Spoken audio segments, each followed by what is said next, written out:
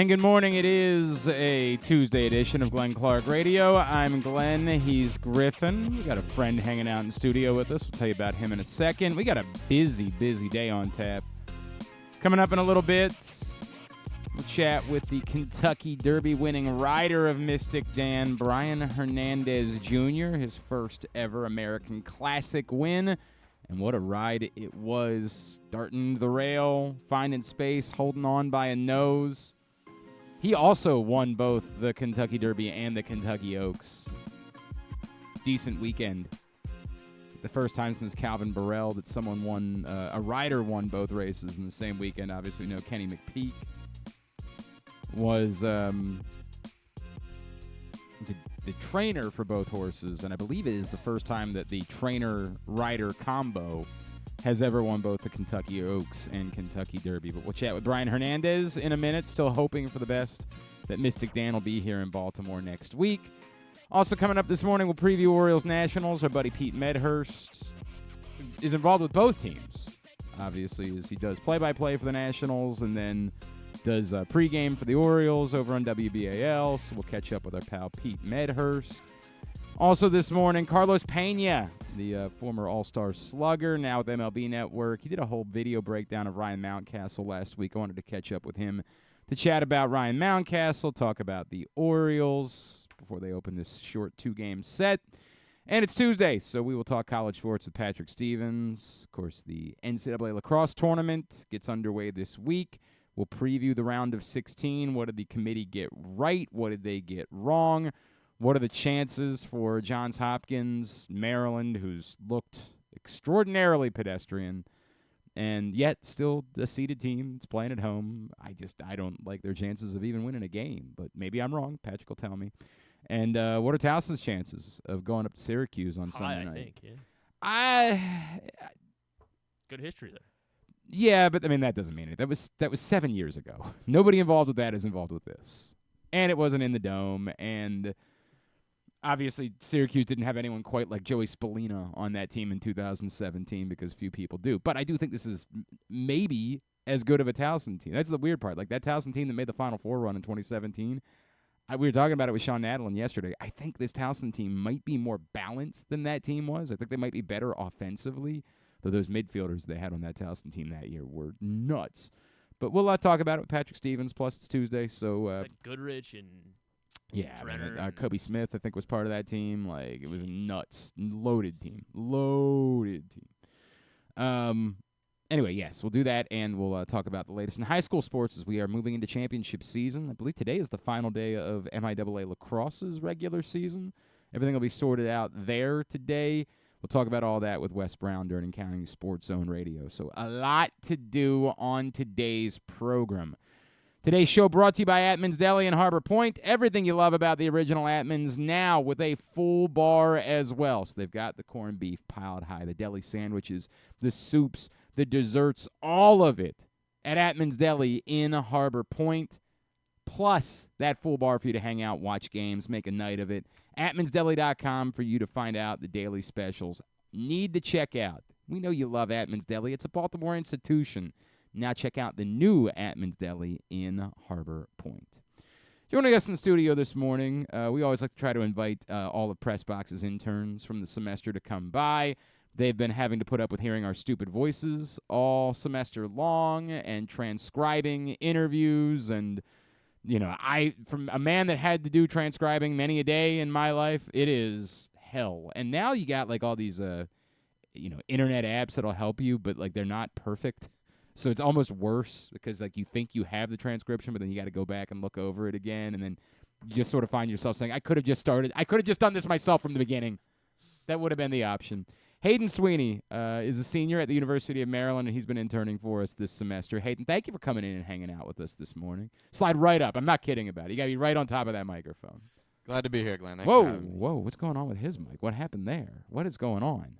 We got to get that fixed. Sorry, try that one more time, Hayden. You there? Check. Do we need to switch chords? It's possible. What'd you do, Griffin? I don't think I did. Do you hate Hayden? It might have been. I'm going to blame Drew. Are you personally jealous? It started when Drew was here, so I'm going to blame Drew.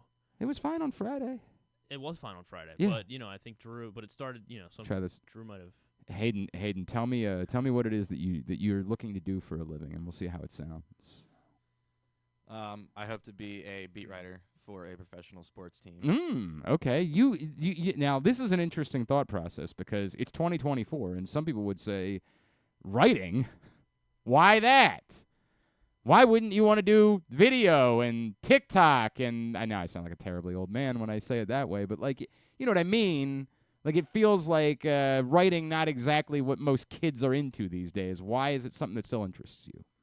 Yeah, it's just something I've always been a writer ever since I was a kid, and I've always had a love for sports. So I figured, why not combine the two things? I'd like to do a little bit of everything in the journalism field, whether it's, print, video, radio, everything like that. It's good to be versatile, but writing's just always kind of been my background, and, some people are a little unsure about the future of writing in sports journalism, but I don't believe in that. All right. Well, I appreciate that. I respect that. I got out of writing mostly myself, but I get it. I still write every now and then, but mostly columns at this point. I don't do a lot of reporting anymore. Hayden, you had to put up with all of Maryland basketball season. Like you had to keep watching every game all year long. But do you get like combat pay, or how does that work? Are you entitled to financial compensation at some point? Yeah, unfortunately not with student-run news organizations. That's a real shame. It was a long season, but still had a good time, and it was a great experience. So no complaints, no regrets. How do they get better? I mean, like, can they – I know they brought in these transfers. We had a chance to talk to a few of them, Selton Miguel and Jacoby Gillespie, and having, like, any shooters at all probably goes a long way. It's a very fine line for me because I do think it matters that they continue to play defense. Like, I do think that that's relevant and important, that they didn't pack it in defensively, that they still gave the effort all year long. And I think that's a sign that, like, Kevin Willard didn't lose them and they were still buying in and the whole thing. I don't know if it's simple as saying, like, he still constructed the roster. Like, that was still his group that he put together. And I know that nobody thought that the freshmen were going to be as bad as they were a year ago. I would still like to hope that Deshaun Harris-Smith can get better. But I'm in a very conflicted place between trying to believe that it can get better versus how did that happen? Like, how could it possibly be that bad? Well, I guess it can't really get much worse, can it? It's going to be hard. Yeah. I mean, they could also not play defense, I guess. Then it would be worse. That's true. I don't think it can get worse shooting-wise, though. I don't think it's possible. No, they were one of the worst in power conference. In almost one of the worst in the history of basketball. They were 28.9% from three as a team on the year. I mean, I feel like I could shoot 28.9% from three. Yeah. I mean, part of the reason their expectations were so high is because of that freshman class. But I think, people forget sometimes that, especially in a league like the Big Ten, as physical as it is, and now you've got guys, COVID years, guys are staying longer to get more on NIL money. You've got 18, 19-year-old freshmen going up against 23-year-olds every day. It's not easy to come in and just be a star right away, no matter what you were ranked as a recruit. And I think Willard and his staff has pretty much done all they could this offseason. You get Derek Queen, who was pretty much him or bust for that upcoming freshman class. And they got a few good pieces in the transfer portal. They still got one more scholarship spot to fill. So it's just tough to project those guys. Gillespie coming from Belmont, Miguel coming from USF, even a guy like Rodney Rice who played in the ACC. We haven't barely. Right. We haven't seen much of him in college ball. So it's like there's a really wide range of outcomes with this team. They've put a lot of talent together, but it's you never know when it's a big step up in competition for these guys like it is. So. We will hope for the best. Hayden, if somebody was looking to hire you, if somebody said, wow, I like the sound of that young man, how could they get in touch with you?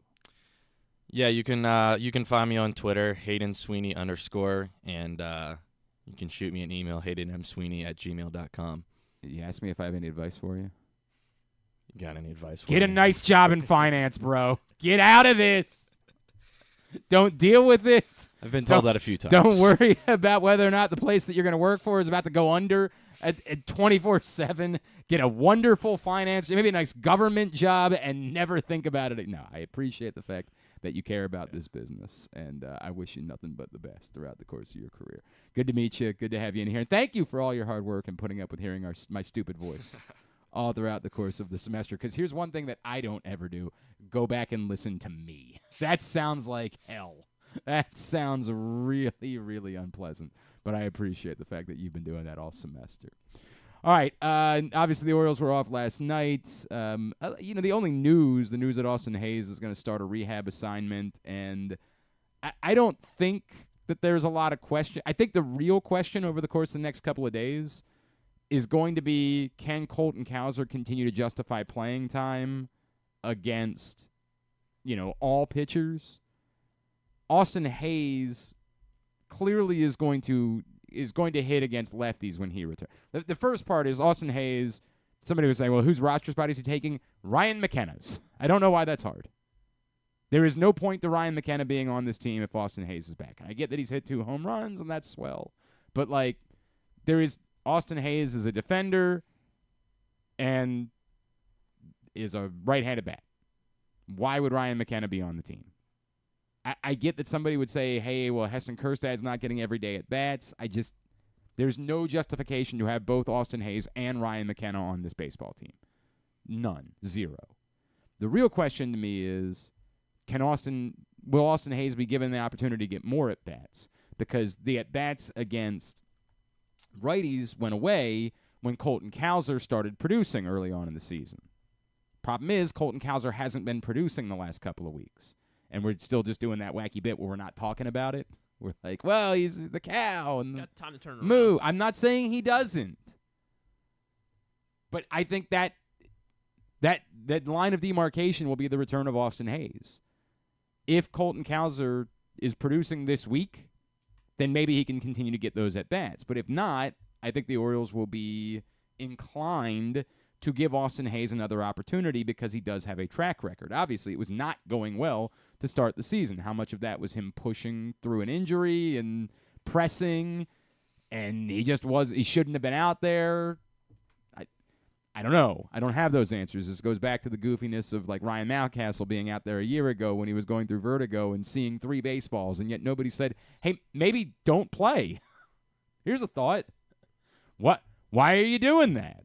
So we'll see, but I think that this week will give some determination to that, and I think that Colton Cowser, as I said yesterday, has to be under the microscope for as cool as his story was at the start of the season, and as much as we all like the idea of mooing and putting on cow costumes, you got to produce. And Colton Cowser has not been producing for a significant period of time, and obviously, as we pointed out and reminded everybody yesterday, Jim Palmer would remind you that, there's a reason why you want Austin Hayes to be in the field. So I don't know what the timing will be. I think he's playing at Bowie tonight, Austin Hayes, and so we'll see how that goes during the next couple of days and when he might be available to return, but I think it's in a couple of important days for Colton Cowser in the process. The basketball last night,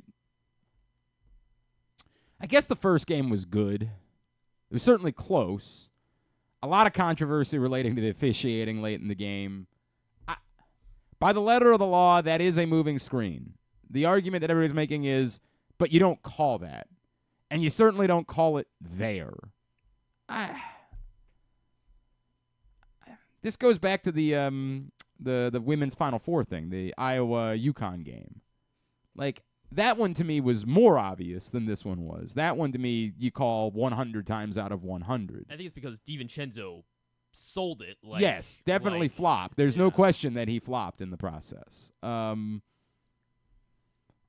don't know, man. I don't know. This is hard. I think I can both agree that that does not need to be called, but was it a phantom call? No, it wasn't. There was movement there. This was not. I don't know what to say. They made the call. It's what it is. Does it need to be made? I don't think so. Would it have been probably a good idea to swallow your whistle with a call that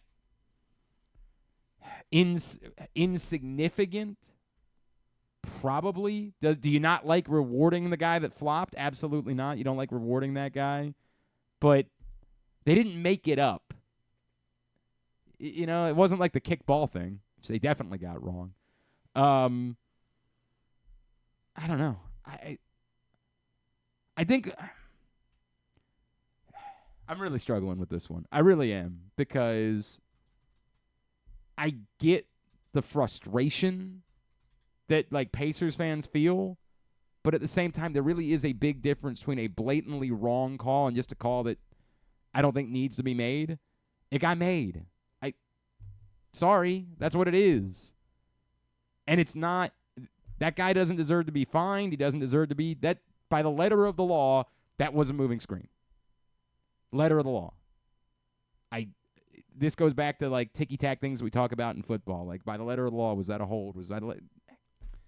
Does it need to be called right in that moment? Are we frustrated because we would have just rather it not been called and it's a cool moment, let it play out and see what happens? Yeah, but it wasn't inherently wrong either.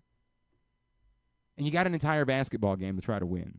To pin everything down on one call. Again, I don't even like it when it's bad that you bitch about it. But I don't think that was it would be wrong for me to say that was a bad call.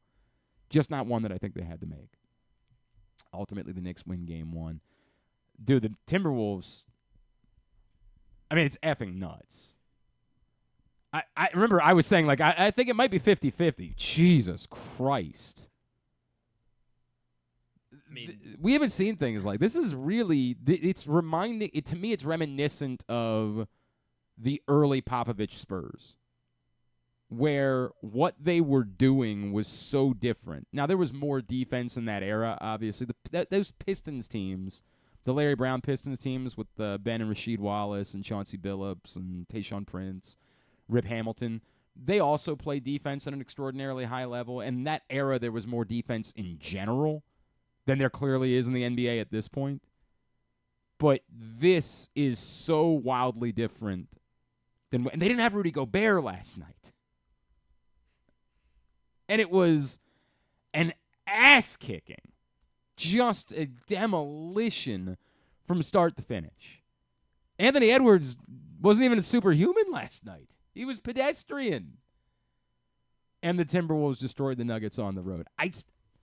Look, it's easy to say you go win 2 games on the road, that series is over. I'm not ready to do that. This is still the defending champs that you're talking about. I still think Jamal Murray is capable of playing better. He was in a blender last night. I don't know if he's fully right health-wise, but, I mean, he was in hell. Like, he was in hell. It's the thing that I kept talking about as I was watching the Timberwolves. Look, man, I hate the fact that I had to watch 4 games of the Suns. It's like watching your puppy getting killed.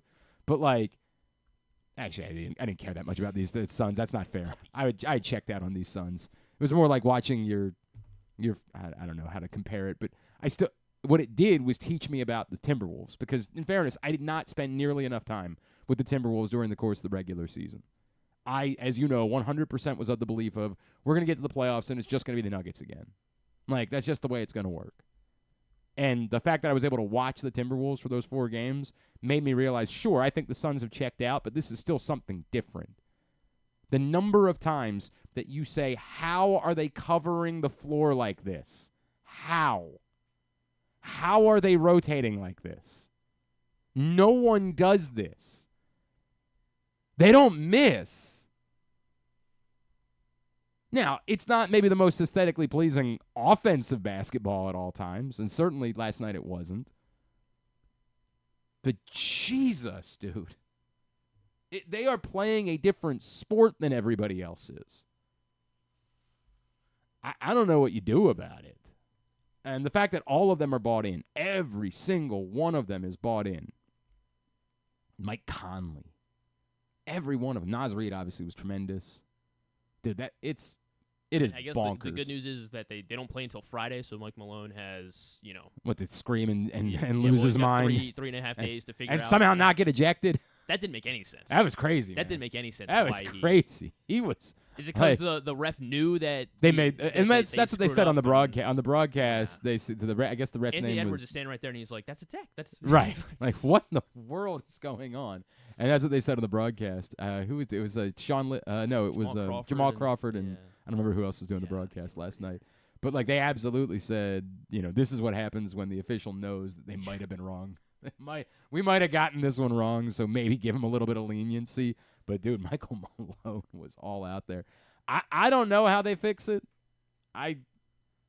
I just think the Timberwolves are a different breed, dude. Like, I think that they are doing something that we don't see in the NBA in 2024, and it's been unbelievable to watch. So we'll see. To your point, yes, there's a little bit of a respite here because they started that series early on Saturday, which is also stupid. Like, why couldn't they have started one of the other series on Sunday? There was no game on Sunday night. Now we got this goofy thing where you got to wait 4 days for a basketball game in a series so everybody can get back on pace, which is kind of bizarro world, but whatever, it is what it is. I don't know. The other two series, yeah, both of the other two series start tonight. Boston, Cleveland, and Dallas, Oklahoma City. I worry that I've been too dismissive of Oklahoma City. Like, they are loaded. There's no question about that, and they were a freight train throughout the course of the regular season. It's just that, much like with Minnesota, nobody was really watching. Like, they didn't get a ton of national TV games during the course of the year. They're a small market. They're not sexy. We all know that Shea was tremendous. We all know that. But their ability to compete with a Minnesota, I have no idea. I don't really know about their ability to compete with Dallas. I really couldn't tell you. But I am intrigued by that series. The betting people in my life tell me that Dallas is actually like you want to make some money, you bet on Dallas in that series. I feel like we're being too dismissive of Oklahoma City. I worry about that. I worry that we are not, just because we didn't pay enough attention, that we're missing that they have, again, a special culture. I dig all the guys getting together to do the interviews thing. I'm all in on it. I worry that we might be missing something with OKC. All right, today's show also brought to you by, this one will be brought to you by the Stan the Fan Variety Hour. If you missed it last night, Stan the Fan Charles, Ross Grimsley, Luke Jackson got together, Facebook.com/PressBoxSports, breaking down the week that was for the Baltimore Orioles, some of the decisions that are looming for the team. Again, Facebook.com/PressBoxSports. Click on the videos tab if you missed it. You can also go to YouTube.com/PressBoxOnline or PressBoxOnline.com/video in order to see it there. Grab a break? Is that what you want me to do? No? Okay, never mind. We won't grab a break. Griffin's working on tracking down Brian Hernandez, the Kentucky Derby winning rider of Mystik Dan, and then he will join us in a moment. Orioles-Nationals, as I mentioned, open up a 2-game set starting tonight. Hate that. Absolutely hate it. Also hate the fact they're wearing the City Connect uniforms. Hate it, hate it, hate it. Corbin Burns on the mound for Baltimore tonight against Trevor Williams, who's been great. 3-0, 2.27 ERA on the season. That's the pitching matchup for tonight. Tomorrow night it'll be Kyle Bradish and Mitchell Parker. Both games at 6:45 down in D.C. And I think the weather's going to be fine, as unpleasant it has been the last couple of days. All right. What a weekend it was for our next guest, man. Kentucky Oaks winner. Followed it up one day later with his first career Kentucky Derby. Joining us now, he is the rider of Mystik Dan. It is a pleasure for us to welcome into the program Brian Hernandez Jr. Brian, it's Glenn in Baltimore. It's great to chat with you, man. Thank you for taking the time for us this morning, and congratulations on an unbelievable weekend. Thanks, Glenn. Yeah, it's been a whirlwind of things going on. It's been a lot of fun. Man, I can only imagine, right? Like, it's not like you've never won a big race before, obviously. You won the Classic years ago. But how do you describe what it's like to have a weekend like this? Yeah, it's definitely a big accomplishment. You know, I never understood the magnitude of winning a race like the Derby and the Oaks. You know, we won the Oaks on Friday, and it was such a big deal. It was amazing. And then to follow it up on Saturday with the Derby, it's definitely life changing. It's been a lot of fun. Brian, your ride on Saturday on Mystik Dan, absolutely spectacular. Was your strategy all along like, hey, I think I'm going to have to get to the rail and save some room there in order to make this happen?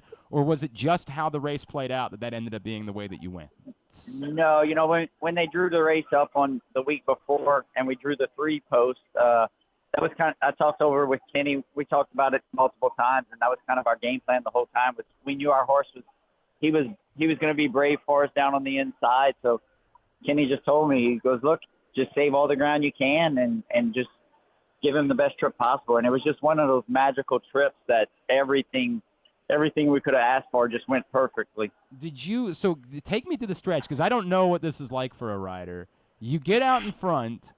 How aware are you of who's pushing up on you as you close down the stretch? And, like, what are the feelings like in those moments? Yeah, when he busted through that spot right before we straightened for the stretch, he was able to open up on the deep closers. And from that point on, from the 8th hole home, we were just trying to urge him to get to the wire first. And, I mean, you as a jockey, you have that sense that there's horses closing in on you. You're not exactly sure who they are most of the time, but you're just trying to get your horse to the wire first. And luckily, Mystik Dan was so game and forward that he was the best horse on Saturday.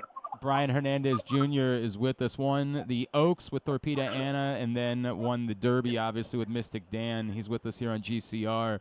Brian, did you know, like, immediately? We saw, obviously, on the broadcast your reaction as it went up on the board. But when you crossed the wire, did you know, like, were you confident? Yeah, we had him. It was close, but we had him. No, that's what I rode up to the outrider there, Greg Blasey, and I kept asking him if we had won. And he's got an earpiece in his ear from the stewards. And the stewards, they were still looking at the photo, so he wasn't certain yet. So then we turned Mystik Dan out and looked up at the big screen and watched them come to the wire in the slow-mo. And on that slow-mo, you can tell that his nose was down on the wire first. So when we seen that, it was just so much joy and emotion that it was just a great moment. That's incredible. What does it mean to you when I say for the rest of your life, you'll forever, and I'm sure you got other things that you want to accomplish, but no matter what, you're going to forever be known as a Kentucky Derby champion. What does that mean to you?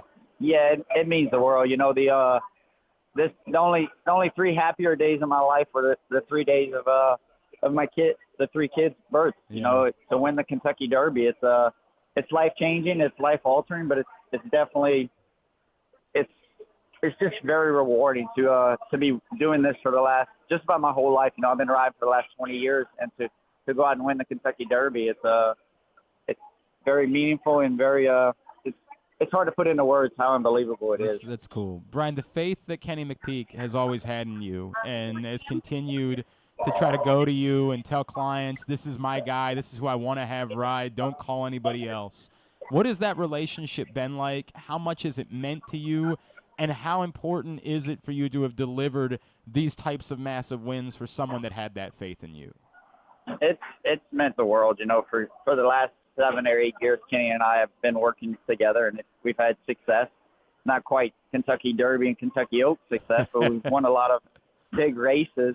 And for him just to be so loyal, it means the world to myself and my family that we've been able to make a great career out of it. And it's a unbelievable feeling to have that support behind us. It goes back to just hard work and putting the horses first, and that's been the biggest thing. It's just having the horses develop the right way and just enjoying them.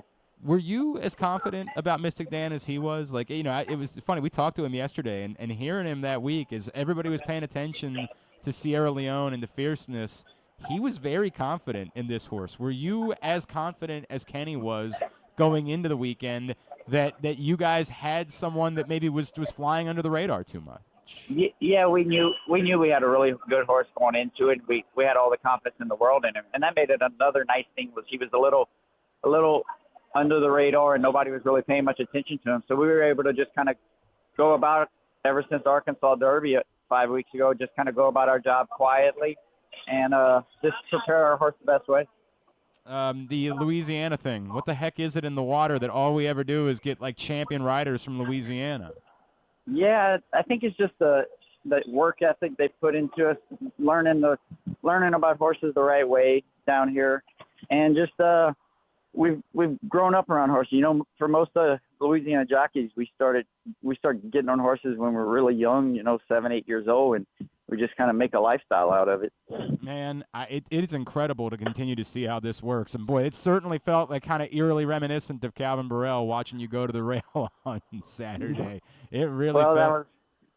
that was one of our inspirations. I grew up watching Calvin. And then when I moved to Kentucky, I was in the same in the jocks room. We were always in the same corner. So I was there to witness his 3 Derby wins. And that was one thing I did. I went back and watched a replay of Super Saver. And so watch the trip he gave Super Saver. I was like, that's the trip we need to give Mystik Dan. Wow. And it was just one of those magical things where it all worked out perfectly. I realize that you will not be involved in the decision whatsoever about whether or not Mystik Dan is going to come to Baltimore. But if it ends up working out that way, and talking to Kenny yesterday, he seemed encouraged by how Mystik Dan had been eating on Sunday. If it ends up working out, what's your level of faith in this horse's ability to turn around and do this and run back out there in 2 weeks? No, I mean, we're going in. If we go to Preakness, we're going in there with all the confidence in the world. You know, our horse, he's done everything so far that we've asked of him, and done it with a smile on his face, I guess is the best way to put it. We'll just go in there hopefully with the Derby winner and just make sure he's doing well and have fun with it. What would that be like for you? What would it mean? You know, obviously you've been celebrating and enjoying, although you got to get back to work. I know how this goes for riders. Yeah. You don't get a whole lot of time. But what would it mean? Like you get treated like a king. You come to Baltimore as the Derby winner. What would that experience be like for you? Yeah, I mean, it'd be an unbelievable experience just because I've been to Preakness a few times, never with the Derby winner, of course, right. But just every time we go up there to Baltimore, you guys do such a great job with the hospitality, and it's always a lot of fun to go there for Preakness just because the way you treat people and just how you guys embrace the whole Preakness weekend. It's an enjoyable weekend every year, and then hopefully this year we're going into Preakness with the Derby winner. Kenny will let us know in the next few days what's happening, and we're looking forward to it. All right, last one. Did you treat yourself to anything? Did you allow yourself any sort of particularly, something you ate, something you did, and maybe a drink, anything like that? What did you allow yourself to enjoy after winning the Kentucky Derby? We went and there's a local restaurant there in Louisville called Jeff Ruby's, and they always reserve a table for the Derby winner. So we went and we did the Jeff Ruby's party, and we celebrated all night. We got back home at like 1:30 that morning and just got up the next morning and went to the barn to check on the horses and do the media stuff. And then now my wife and I, we took a few days. We left last night and came to our house down here in New Orleans. So we're going to take a couple days down here in New Orleans and just enjoy it and have fun with it. It's not a bad place to party. Not a bad place to go celebrate and enjoy something. Brian Hernandez, what an incredible ride, man. An absolutely wonderful performance. Obviously a special horse. We are obviously rooting like hell for selfish reasons to be seeing you here in Baltimore next week. It would make things a lot better for us. Congratulations on an unbelievable weekend, and hope to see you up here soon, all right? Thank you. Yes, sir. Thanks again. Brian Hernandez, the Kentucky Derby winning rider and Kentucky Oaks winning rider from this past weekend. Really was a spectacular ride. I mean, an absolutely – you could not have drawn it up any better, and conserving space. And, yeah, look, selfishly, it would be very good for us in Baltimore. Everything means a whole lot more. Even if, he's the only one, even if it's nothing but new shooters, just the presence of the Derby winner for interest, for attention, for ratings, for all of it, it would do wonders for us here in Baltimore if it works out. But as I said yesterday, I do appreciate the fact that the people involved with that horse are prioritizing the health of the horse. All right, before we grab a break, and I'll pull Hayden back in for this one too. We had 2 sports questions. We did win trivia again last night. Come from behind in the final once again. Congratulations. It was right up our alley. It was this man, despite no previous acting experience, made the first of his 40 major motion picture cameos in the film Mallrats, which, yes, predates the two of you by a good bit. He made this was his actorial debut, is that what you said? Yes, his acting debut, and he made 40 major motion picture cameos. Actorial, I don't believe that's a... No, not actorial. I believe it would just be acting is the way that they would say it. His acting debut, yes. In Mallrats. Of course. What year was Mallrats? 95 or 90...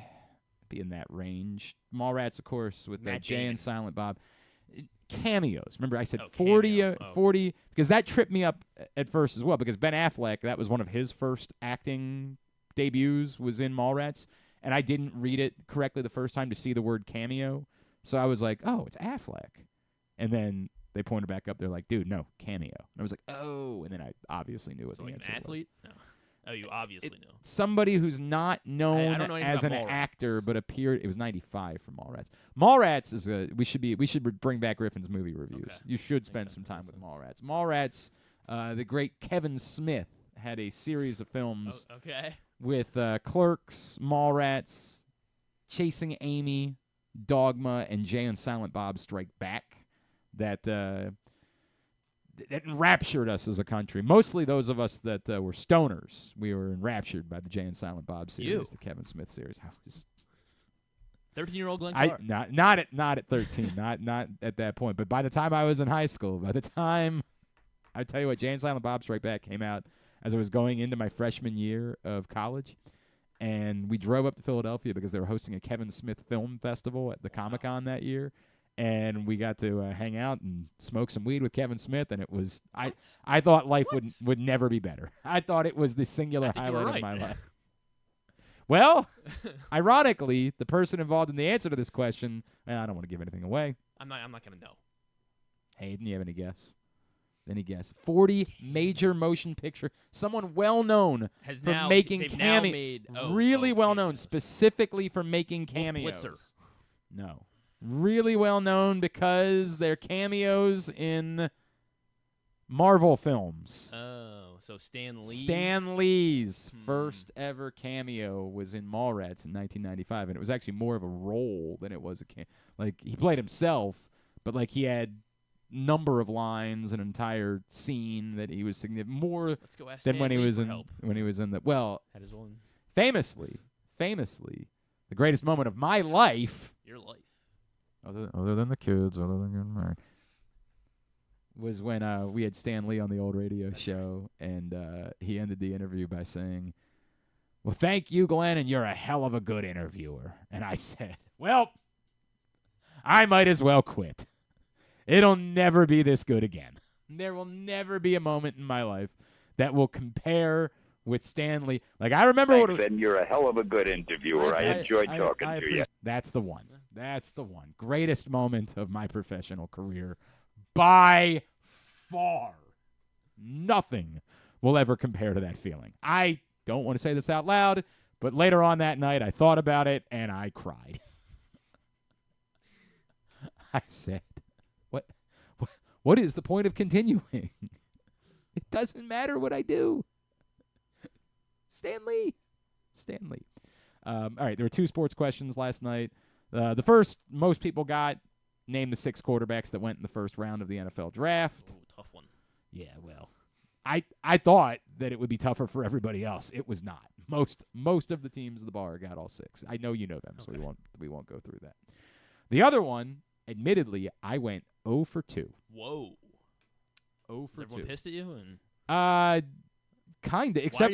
Except for everyone else in the bar also went 0 for 2, except one team got one of them. Interesting. So this must be impossible. And you wouldn't think so.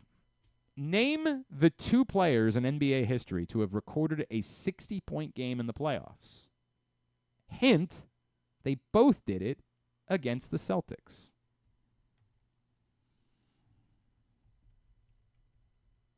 Two players. Wow.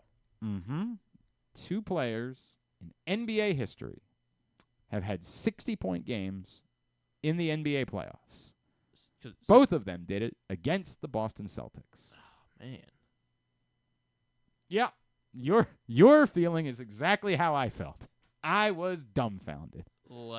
I looked at the boys. I'm like, I'm sorry. I have no earthly idea. No clue. Because Jordan dropped, 50? He didn't drop 60. You're thinking of the Madison Square Garden game, the famous Jordan at the Garden game. Obviously wasn't the Celtics. Hayden, you're also allowed to guess. The dead silence is at some point you should just probably venture a guess. I'm wondering, I want to guess, maybe. No, I doubt it, but Allen Iverson, not Allen Iverson. Yeah. I mean, can't be Jordan or LeBron. Someone would have guessed them, right? LeBron dropping 60? Yeah. Guess. You guys just got to guess something. All right, LeBron. It's not LeBron. Kobe. No, not Kobe. Yeah, I guess it could have been the finals. Yeah, It could have been in the finals, Okay. sure. Can we get a time frame? Well, I didn't. But after you get to like 5 incorrect guesses, maybe I'll give you a time frame. I'm gonna. This is not. If it Guess, was a just modern guess. one. Just guess. Let's go with Jimmy Butler. He did No. not. No, not Jimmy Butler. Although, ironically, that was one of our guesses because John Proctor, who just got a new job. Congratulations, John Proctor. Congrats, Sean. John Proctor said, "Didn't this just happen last year?" I was like, "Did it? I don't remember that." But then, You were like, because I couldn't maybe. come up with a better answer, I just said, "John thinks it happened last year. Let's guess Jimmy Butler." It was actually Duncan Robinson. Yeah, it did not happen last year, for the record. I'll give you that much. It did not happen last year. A guess. Come on, Elgin guesses. Baylor. Elgin Baylor is course. correct. It's always Elgin Always Baylor. In the 1962 NBA Finals, Elgin Baylor had a 61-point game, but that is not the record. The record is 63 points. Because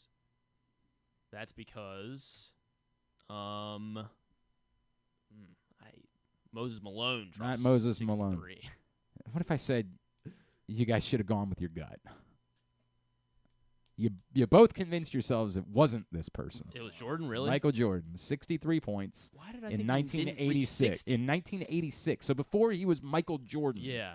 That's part of the issue is that, like, we remember Michael Jordan performances from when he was Michael Jordan. They didn't even really talk about this in the doc because nobody really cares about the 1986 Bulls. 1986, Michael Jordan. Did they lose that series, too? Like, was that? I assumed they did. I don't think they beat Yeah. the Celtics in 86. Yeah, 1986 scored 63 points against the Boston Celtics. The only 2 60-point games in NBA playoff history. And I went 0 for 2. And everybody in the bar went 0 for 2 except for one team that guessed Michael Jordan. Something tells me Jalen Brunson's going to add his name to this list. Do you have a Jalen Brunson related tidbit for today? No, not yet. I have a Jalen. Jalen Brunson related tidbit for today. I can pull it really quickly. Well, I guess we can. Jalen Brunson became just the second player in NBA playoff history with 5 straight games of 39 or more points. Who's the other? I believe it was Jordan. It's not. Hayden, you just got to guess. You just got to throw names out there. Kobe? This is what I'm going to teach you about doing shows. Kobe? Just sitting there and not Kobe. Larry Bird. Not Larry Bird. That's a good guess. Magic? Not Magic. 39 points. 5 straight 39-point Yep. playoff games. Shaq. Not Shaq. Isaiah Thomas. It was in 1965. So Elgin Baylor, of course. Not Elgin Baylor, but Will Chamberlain. not Will Bill Chamberlain. Russell. Not Bill Russell. Someone who was also a factor in the HBO series. Which I haven't watched. Well, that's a West. shame. Jerry West. Jerry West had 6 straight in 1965. The only other players to have had 4 straight were Michael Jordan and randomly Bernard King in That's right. I 1984. think I do remember Bernard talking about King was the other one in 1984. So decent company. Decent company. All right, when we come back in, we'll get the latest in high school sports from our buddy Wes Brown, CountySports.Zone Radio. Coming up next, it's GCR. Hey Birdland, head to the ballpark on Friday, May 10th for a night of baseball action as the Orioles take on the Arizona Diamondbacks at 7:05. Be sure to come out early. The first 20,000 fans 15 and over receive a Mr. Splash bobblehead. Don't miss the opportunity for this one-of-a-kind giveaway, complete with Mr. Splash's signature floppy hat, goggles, snorkel, and flamingo floaty. No one celebrates extra base hits like the Orioles Chief Hydration Officer. Buy your tickets today at Orioles.com/tickets. Gambling can be a fun and entertaining experience, but there are risks involved. If you're planning on betting on the game at the casino or on your phone or computer, know your limit, stay within it. Set a budget and a time to stop. Remember, gambling isn't a financial solution and it doesn't mix well with alcohol or drugs. Know the risks and have a plan before you begin gambling. For free and confidential services, call 1-800-GAMBLER 24/7 or go to helpmygamblingproblem.org. Discover one of Baltimore's hidden gems at Guilford Hall Brewery. Enjoy dinner in our spacious brew pub, sip a signature cocktail in our outdoor dog-friendly beer garden, or take a tour of our brewery.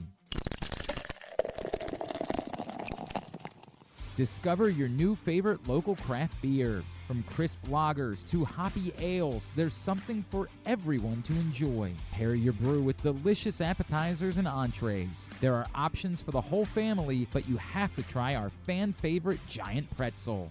Guilford Hall Brewery, where every sip is a celebration. Visit us online at guilfordhall.com. Make the most out of every day in your Toyota RAV4. Available in hybrid or gas-only models. A RAV4 can get you where you want to go in style. Check out buyatoyota.com for deals on new RAV4s from your local Toyota dealer today. The drug scene in Maryland is changing.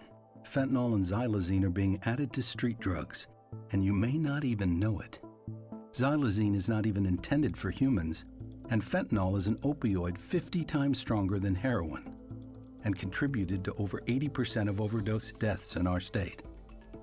Anyone who uses drugs, even occasionally, is at risk of overdose. To learn more, visit stopoverdose.maryland.gov or call or text 988. Oh, honey, we better stop for gas soon. Let's pull into that Royal Farms. Ugh, gas is so expensive. Nope, it'll be cheaper than you think. Why's that? I signed up for Rofo Pay on the Royal Farms app. Now we save 15 cents per gallon at all Royal Farms. Wow, that'll save us a ton of money. I love you more every day. Well then, don't get a speeding ticket this trip, okay? Sign up for Rofo Rewards and upgrade to Rofo Pay and save 15 cents a gallon on gas for a limited time. Real fresh, real fast. Royal Farms. Craving that classic New York deli experience? Look no further than the new Atman's Deli in Baltimore's Harbor Point. Corned beef piled high, hand-rolled bagels, and something different. A bar! Atman's has food and drink specials every day. Now open for breakfast, lunch, and dinner. Dine in, grab takeout, or hang out at the bar for the next O's game. Atman's Deli, an authentic taste of Baltimore tradition since 1915. Find us at Harbor Point or visit atmansdeli.com. What company has the expertise to make your home healthier by purifying your air and killing all viruses, allergens, and bacteria? A.J. Michaels, Heating and Air Conditioning in Baltimore and Annapolis. AJMichaels.com. Hungry? With 7 locations throughout Maryland, Glory Days Grill is always right around the corner. They have wings, burgers, salads, sandwiches, and drinks to satisfy everyone, as well as tons of televisions and sound delivered right to your phone. Glory Days is the best place to watch football or whatever your favorite sport is. While you're there, be sure to check out Goose Flights Lager, named in honor of legendary Raven Tony Goose Siragusa. $2 of every can is donated to the Goose Flights Foundation. Glory Days Grill. Great food, good sports. One of the things that's definitely wrong with this country is that this dude still has a job somehow, some way. Glenn Clark. All right, back in here on GCR as we continue along on a Tuesday edition of the program. And every Tuesday, we chat with our buddy Wes Brown from CountySports.Zone, CountySports.Zone, which is proudly sponsored by your local Toyota dealer and buyatoyota.com to get the latest in high school sports. Here he is for County Sports Zone Radio. Wes, good morning, pal. How are you? Good morning. How are you guys? Everything is good. I know we are officially into championship season, so give me the rundown. What's up live? What is the timeline for the public school championships for the spring? Yeah, so yesterday afternoon we got the MPSSAA lacrosse brackets live, both the boys and girls side. Region quarterfinals start on Wednesday, and we move kind of fast with the semifinals Friday. Finals Monday, so we'll officially be into the state tournament about this time next week. Wow. Baseball and softball brackets are expected later today, and they'll run kind of into mid next week as well. So pretty quick turnaround there. It's kind of light on games early on. There's plenty of regions here where you really only have 4 seeds, okay. But it's really those areas where you have 5 or 6 or 7 that are going to have to play on Wednesday. So a little bit of a break here, but the action will constantly pick up as we get towards the championships. And again, those are live right now at CountySports.Zone, so you can check them out and see where everybody is in the regional brackets. Meanwhile, on the private school level, I know today is a very big day for MIAA lacrosse. Yeah, last kind of full regular season day. There's obviously a few games at the end of the season there, but Spalding versus Mount St. Joe today, McDonough versus Gilman, Boys Latin versus St. Paul's, and Calvert Hall Blakefield. So some big time matchups there to close out the regular season, and we'll have those playoffs here soon as well. And Boys Latin right now sits alone at the top of the standings at 8-1, but then there's like 3 teams. I believe it's Spalding, Calvert Hall, and McDonough, all 7-2. right behind them with the top 2 seeds getting a bye and avoiding. So that the timeline for that is the quarterfinals are on Friday, correct? And then next week the semifinals and the championship? Yep. So they wrap up towards the end of next week. Okay, very good. All right, who's our athlete of the week for this week? Yeah, so heading over to the lacrosse field for Winners Mill girls lax, Sienna Perryman last week, part of a 16-2 win over Smithsburg. She tallied not just 5 goals but 9 assists. A nice M&D lacrosse club product, committed to Florida Tech early on here as a junior. So pretty huge game there to close out the regular season. All right, very good. And I hear there's some new and a new look over at CountySports.Zone. Yeah, so we just unveiled a new kind of look and feel for the website. It kind of helps keep things a bit more personalized. We kind of keep a hold on some of the recent searches and things like that. So whatever team you've been looking at or sport or county, we kind of keep those filters so it's easier to maintain what you're looking at. So feel free to poke around there and get on the pages that you're looking to see. And remind everybody what else they're gonna find at County Sports.Zone and where they're gonna find everything on social media. Yeah, so CSC, we've got all the scores and schedules and now brackets for the postseason. So we're going to have all those dates and times coming up and kind of be the central hub here to, keep everyone on track with, postseason play. We've also got Pick'em, up for girls lacrosse, and we'll have baseball out later today, early tomorrow, once we have those games in the system. So, constantly updated. So feel free to follow along as we do this, championship month here. Excellent. Wes Brown, always appreciate you, man. Thanks for spending the time. We'll talk again next Tuesday, all right? All right, sounds good. It's Wes Brown, County Sports Zone, County Sports Zone Radio, brought to you by your local Toyota dealer and buyatoyota.com. All right, so I just learned something very disturbing about Hayden, who's in studio with us this morning, this PressBox intern. And I'm not really sure how this didn't come up in the vetting process for Luke Jackson when he decided to bring him on as an intern.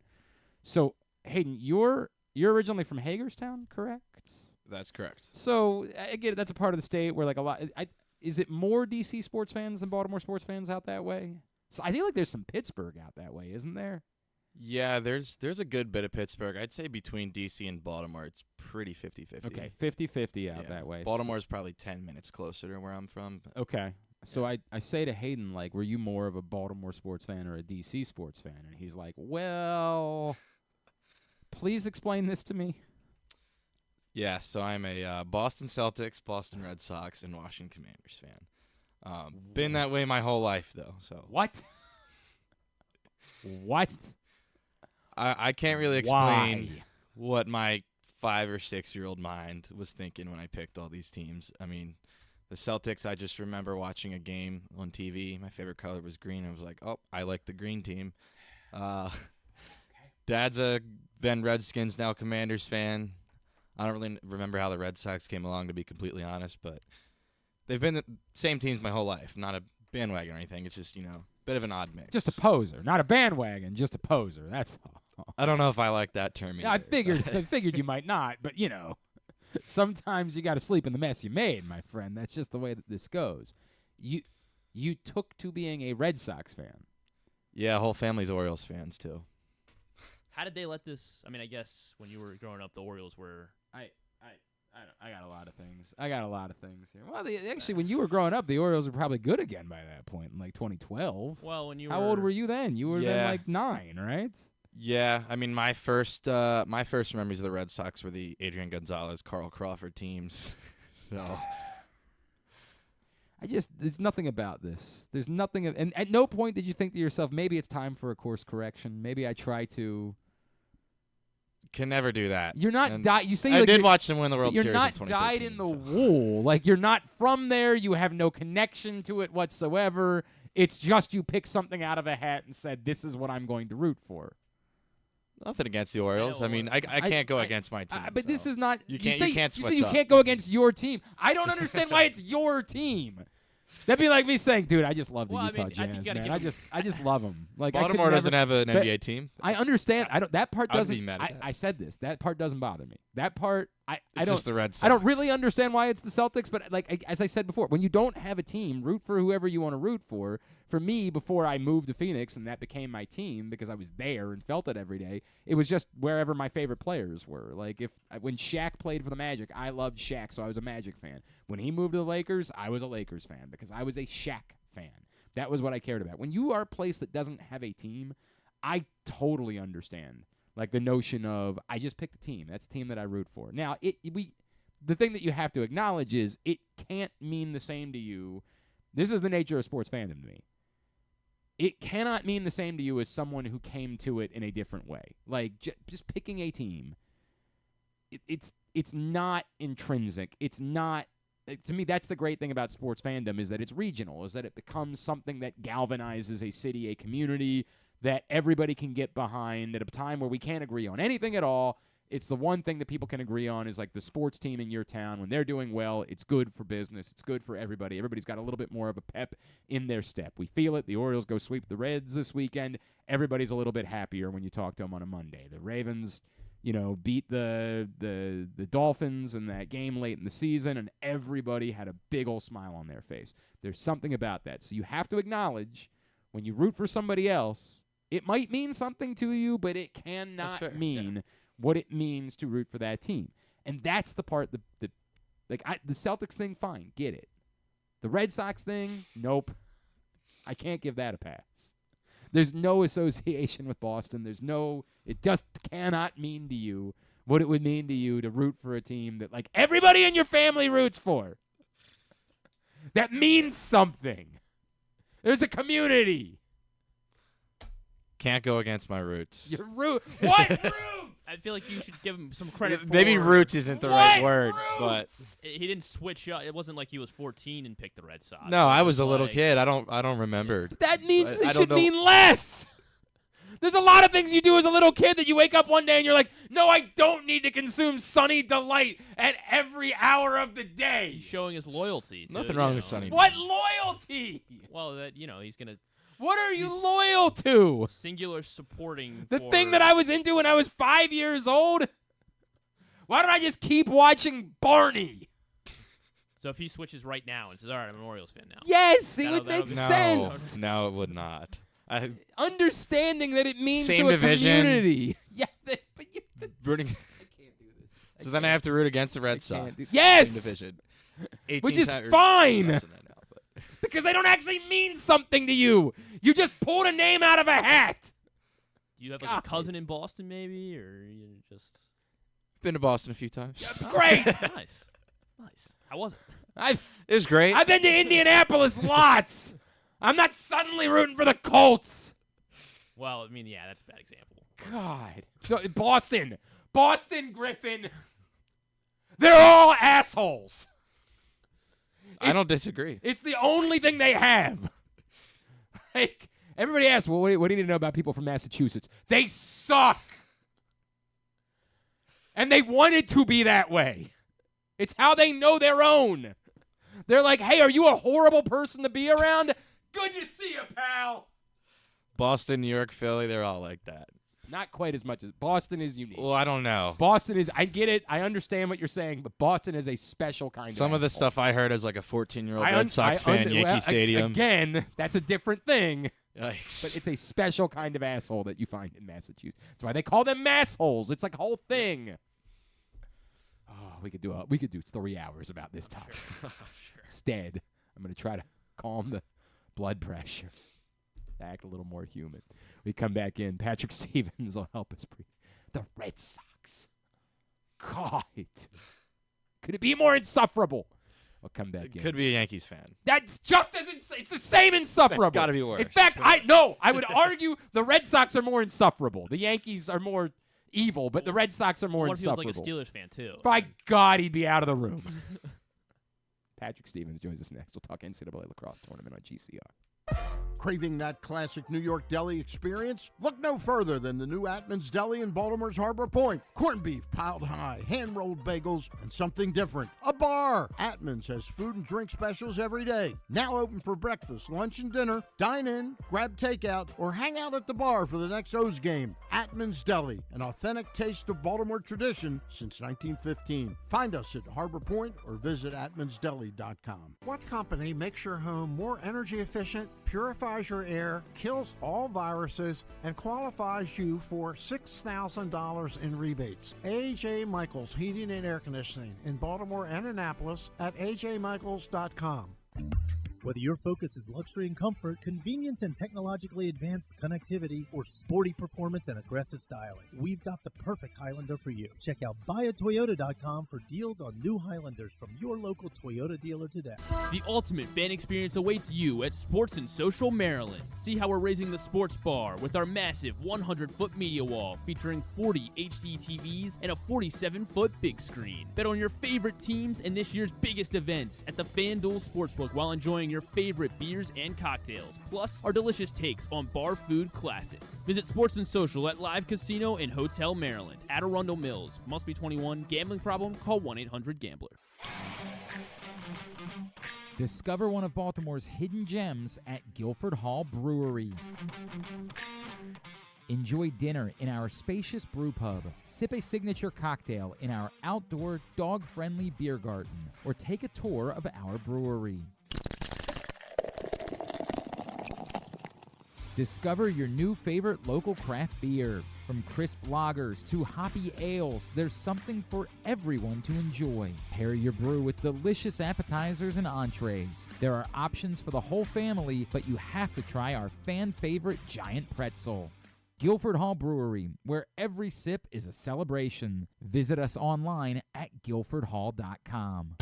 The latest edition of PressBox is available now. On the cover, Luke Jackson profiles Grayson Rodriguez, talking to people who have been part of his path as the Orioles hope he'll become their next homegrown ace. Also inside, we remember legendary Maryland basketball coach Lefty Drizel with stories from legends like Roy Williams and Bobby Cremins about what it was like to go up against the old left-hander. PressBox is available at over 500 locations around Baltimore, including 60 Royal Farm stores. You can also find the best daily coverage of the Orioles, Ravens, and Terps at PressBoxOnline.com. The drug scene in Maryland is changing. Fentanyl and xylazine are being added to street drugs, and you may not even know it. Xylazine is not even intended for humans, and fentanyl is an opioid 50 times stronger than heroin, and contributed to over 80% of overdose deaths in our state. Anyone who uses drugs, even occasionally, is at risk of overdose. To learn more, visit stopoverdose.maryland.gov or call or text 988. The Ed Block Courage Award Foundation has been working in partnership with the NFL for 46 years to support abused, neglected, and at-risk youth across the country, partnering each team with a children's facility or program that supports the well-being of those in need. Annually, one player from each team is selected by their peers to receive the Courage Award for their inspiration on and off the field. Learn more about how the Ed Block Courage Award Foundation makes a difference, and be sure to check out their latest podcast and web series episodes at edblock.org. Contrary to what some people believe, I actually like this guy when he sleeps. Glenn Clark, talking sports. All right, into hour number 2 of GCR, and it's a Tuesday, so that means we're talking college sports. The brackets are set. NCAA Tournament gets underway this week. Joining us now from USA Lacrosse Magazine, The Washington Post. You follow him on Twitter at Discourse, D1S Course. He's our buddy Patrick Stevens. Patrick, good morning, sir. Thank you for taking the time for us as always. And thanks for having me. I guess let's start with, how did the committee do? No ginormous surprises. I mean, I think there's a few things you could sit there and say, well, maybe you could do this rather than this. You know, I thought that Johns Hopkins at 3 and Syracuse at 4 was kind of a coin flip between the two. Okay. I thought that Denver at 5 and Virginia at 6 was maybe less of a coin flip between the two. But I thought by the numbers you might have gone the other way on that one. So those are two things. And then the selection of Georgetown as the number 8 seed over Penn State in particular, wasn't necessarily expecting that. But all of these things are relatively minor. I think ultimately the committee got the right teams in the field. And obviously, I think the thing that complicated things the most, once again, was Michigan coming in and having a great Big Ten tournament run. So Michigan right now occupying Penn's spot in the bracket. I think if we were to construct an alternate bracket right now that was you're trying to make it as evenly distributed as possible, you probably would have seen Penn going down to Virginia, and then St. Joe's going to Denver. Had it turned out to be a situation where Michigan wasn't in the field, but here they are, and bound to make things interesting as they head out to the Mile High State. Let's talk about the three local teams in the bracket, and I'll begin with Towson. Obviously, that was an emphatic performance. I know you were there on Saturday as they walloped Delaware in the championship game. We know that there's the wink, wink, nudge, nudge with their history with Syracuse. We also know that this is a completely different group on both sides. This is 7 years removed from that. But I don't know, man. Like, this is a balanced Towson team that has gotten better, it seems, as the season goes along. What are their chances of going up to the Dome on Sunday night and figuring out a way to once again upset Syracuse in the NCAA tournament? The funny thing is that I don't think this Syracuse team is as accomplished as the one that they ran into in 2017, but I do think it's less likely to have problems with Towson. That doesn't mean Towson's not going to create problems. But I do think there's less of an arrogance to Syracuse right now after having been through the wilderness, and frankly, the sophomore class is really, really good that they have, led by Joey Spallina. Now Towson, as you mentioned, playing really well. I've seen their last 4 games in person and just walk away really impressed at how complete a team they are. You've got Constantinides facing off. You've got Luke Downs in the cage. You've got Mikey Weishauer, who's one of the best midfielders in the country. You've got 4 30-goal scorers on that offense, which is something I'm not sure Towson has actually ever done. Did a little research and got it back to about the turn of the century, and it hadn't happened in that span. So I look at them, and I think that the one thing you can say about Towson, and even when you start looking at a couple of the early losses, like against Virginia, they put up 15 goals on Virginia. So it's not as if they went out and played poorly. They had a kind of midweek wobble against Loyola, and they didn't play well in that game against Hopkins in early February. But I feel like they're going to force Syracuse to play well. I could see this thing turning out to be something of the 13-11 variety, or something like that, where Syracuse is just a little bit better. But I do not expect Towson to go and get blown out. I also don't expect them to hold Syracuse to, what was it, 4 goals when they met in the tournament in 17. That's probably not going to happen, because I think this Syracuse team has a better offense. But I do think that Towson is not an easy draw for the 4 seed, and they'll be playing that game, the last game of the weekend. And Syracuse has a history of having some weird games in that spot. So it should be interesting to see. And the reason they do is, by the way, they have graduation up there the first round weekend. So to have the Dome available, they always have to play the late Sunday. So. By the way, it ended up being 7, but that's because Syracuse got 4 in the fourth quarter when it was out of hand. Oh, okay. Yeah, okay. So it was 10-7 was the final. Yeah, For some reason, I was thinking it was like 8-4. Maybe it was like 8-1 after. Oh, it was 8-2 at the half. I remember my father and I went up to Delaware and just sat in the stands because it was that day, and Maryland-Albany, I think, was the other game that day, if I remember That was the correctly. other one, yep. And, we just kept looking at each other like, is this real? Is this really happening? As it was. I think Syracuse's players were doing the same right, thing. 100%. It was wild. One of the crazier things I've ever seen. Speaking of Maryland, since we brought him up, it is hard for me to imagine how a Maryland fan is feeling good going into a matchup against Princeton on Saturday night. The best thing you can say about Maryland is that they've managed to follow the same path in beating Princeton the last few times they've played, which is to dominate face-offs, pounce early, and then just kind of ease away. They did it in the 2022 semifinals up in Hartford on the way to a title. They did it in the regular season last year. They did it this year where they just absolutely clobbered Princeton at the X back in February. And so that's Maryland's path to victory, is having a massively tilted field thanks to Luke Weirman, because otherwise I'm not sure Maryland is built to score much more than 10 or 11 goals against anybody with a pulse at this point. And Princeton has more than a pulse. That is a team that, this is a case of the blind squirrel finding a nut every once in a while. I felt like I had them pegged right. Like, you knew that they could be top 10 good before long and maybe even better. It was just a matter of how soon do they get there? Was it going to be by May or was it going to be in 2025?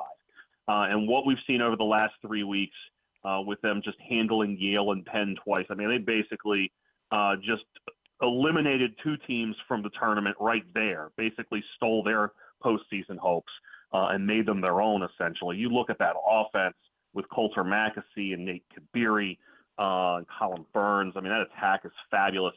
And then you look at Michael Gianfrancaro in the cage, one of the best goalies in the country.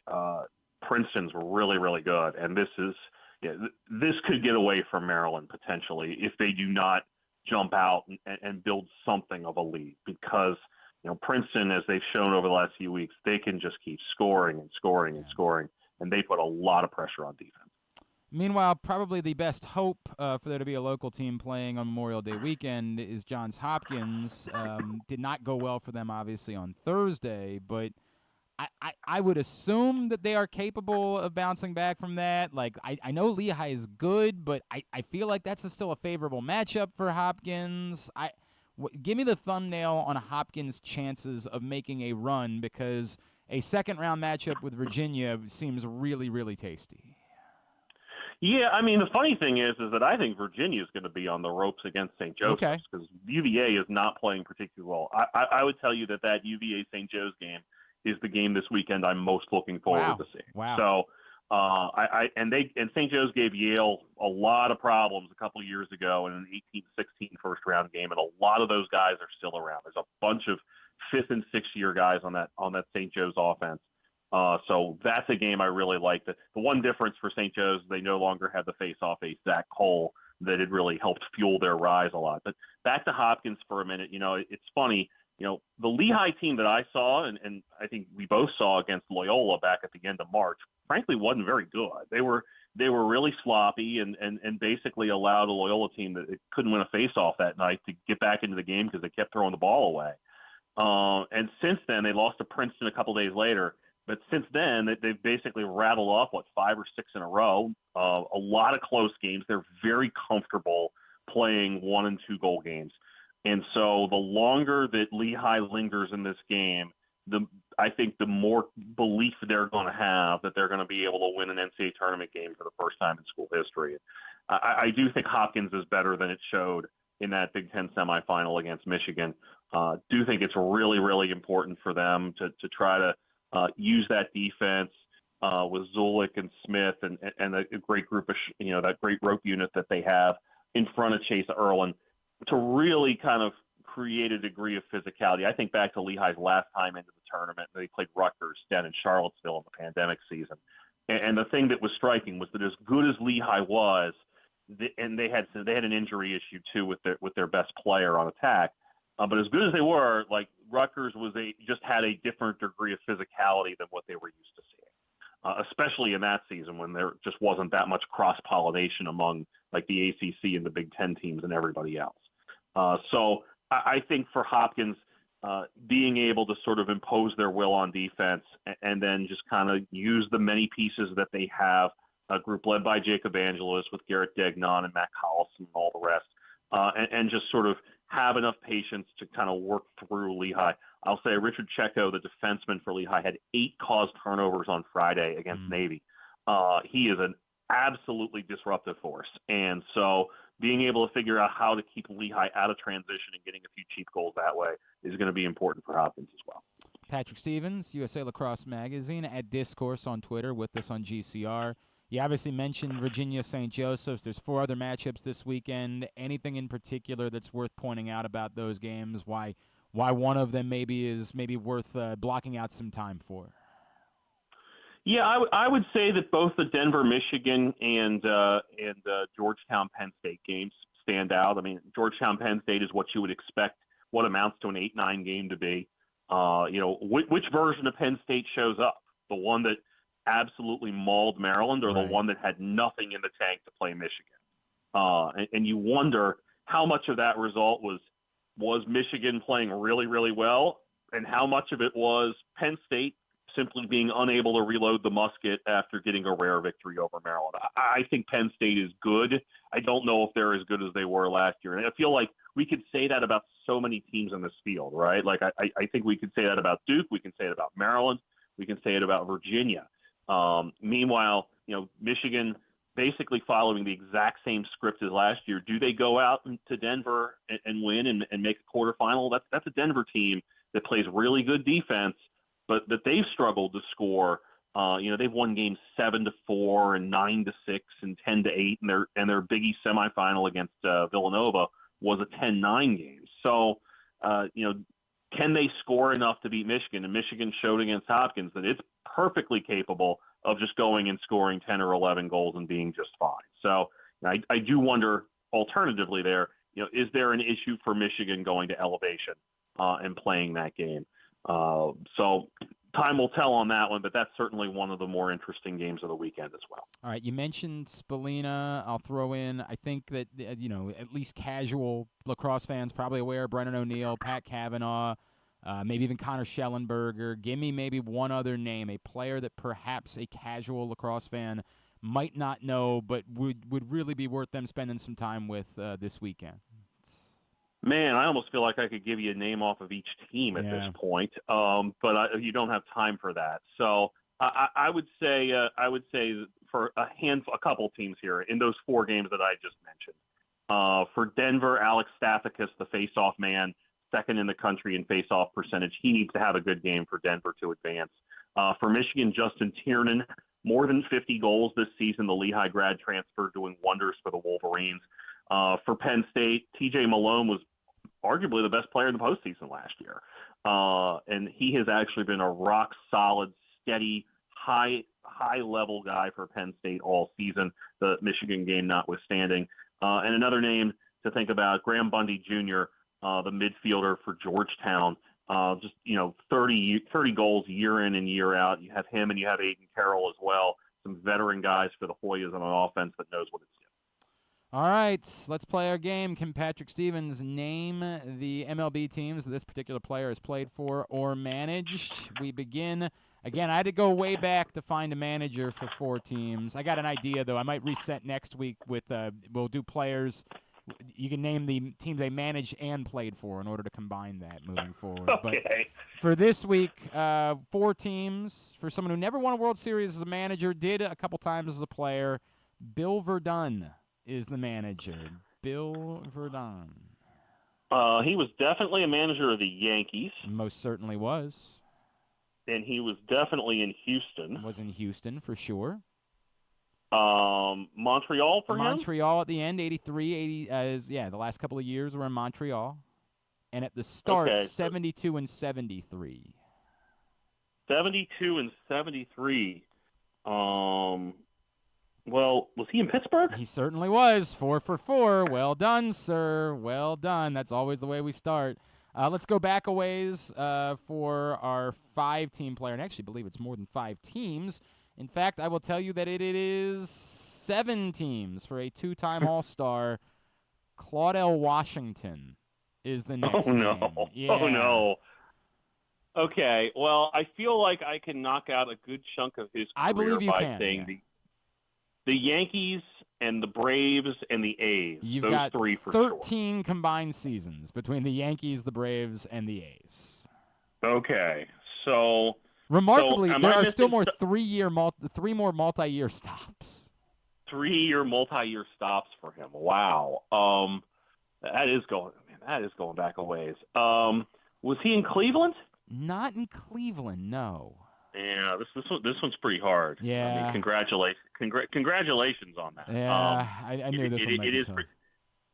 It is pretty challenging. So, do we have a Claudel Washington sighting in Cincinnati? Not in Cincinnati, no. All right, give me one more. Well, I've got 2 more guesses, yeah, you do. right? You do have 2 more. Sorry, that's right. You said 7. You're right. Yeah. On my face here, right? Texas, maybe? Yes, Texas for 2 seasons. Well done. So you're officially you're over 500. You got that. I'm over 500. So I don't know. Toronto, perhaps? No, not Toronto. The White Sox for 3 years for Claudell Washington, 78-80. The Angels for 2 seasons at the end, but it was ugly in 89 and 90. And the Mets in there for a year as well. The Mets. Okay. He was a trade deadline acquisition in 80. Do you want to knock it out, clean it up with the 4 teams? We go current for Sure. Kyle Schwarber. Kyle Schwarber is the Cubs. Of course. The Phillies, the Nationals, and the Red Sox. Exactly right. You doing all 3 games this weekend? Gonna go to Charlottesville for the first game, and then so Virginia St. Joe's for the first game on Saturday, then Maryland Princeton on the way back. Traffic got me last year, so I'm gonna have to be very vigilant about Beltway traffic on a Saturday. Capital Beltway traffic on a Saturday at 5:30. It's amazing. You know, it's amazing how it's terrible at all times. It never matters. And then the Sunday game, Georgetown and Penn State. Okay. Is the choice. All right, very good. Very good. At Discourse, D1S Course on Twitter is how you follow him. Patrick Stevens, always appreciate you, my friend. We'll talk to you again next Tuesday, all right? Awesome, Glenn. You have a good one. Thanks, buddy. Patrick Stevens with us here on GCR as we get ready for the NCAA lacrosse tournament. Going to, I guess, Georgetown, Penn State as far as game quality, that makes sense. Hopkins plays Sunday at noon at home against Lehigh. So if you do want to check out NCAA Tournament lacrosse this weekend, you can do it Saturday night at Maryland, Sunday afternoon at Hopkins. They are hosting games. And then, of course, the following weekend. Going straight up to Syracuse, right? If you want to, I don't think you can make. I don't think that you would be able to pull that drive off. Yeah, If I you, guess you're right. I guess if you let, well, hang on a second. Actually, let me do that math. I guess if you left at 2 after the Hopkins game, you could be in the Dome in time for a 7:30 game. I take that back. You could do it if you were a psychopath. Like if you normal? really, Yeah. I don't know about normal. I don't know about that. And then of course the following weekend at Towson. Oh, that's right. Yeah, they're hosting hosting. the quarter. Yeah. Which day do they have? Do they have Saturday or Sunday? Boy, I hope it's not Saturday. It would be a real shame if it was Preakness Day. Like, is the 21st Saturday? No, or no, it's 18 or 19. I don't know. The 21st would be it's 19 Sunday. then. The 21st would be right.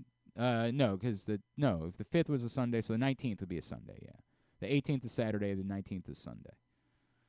Should have probably prepared this before I just started asking questions. We could have, but what would be the fun in that? Yeah, it is Sunday. It is Sunday. All right, good. I'm glad they did that one. I feel like one year they had Navy hosting on Saturday while Preakness was happening. Preakness was gone. I'm just like, what?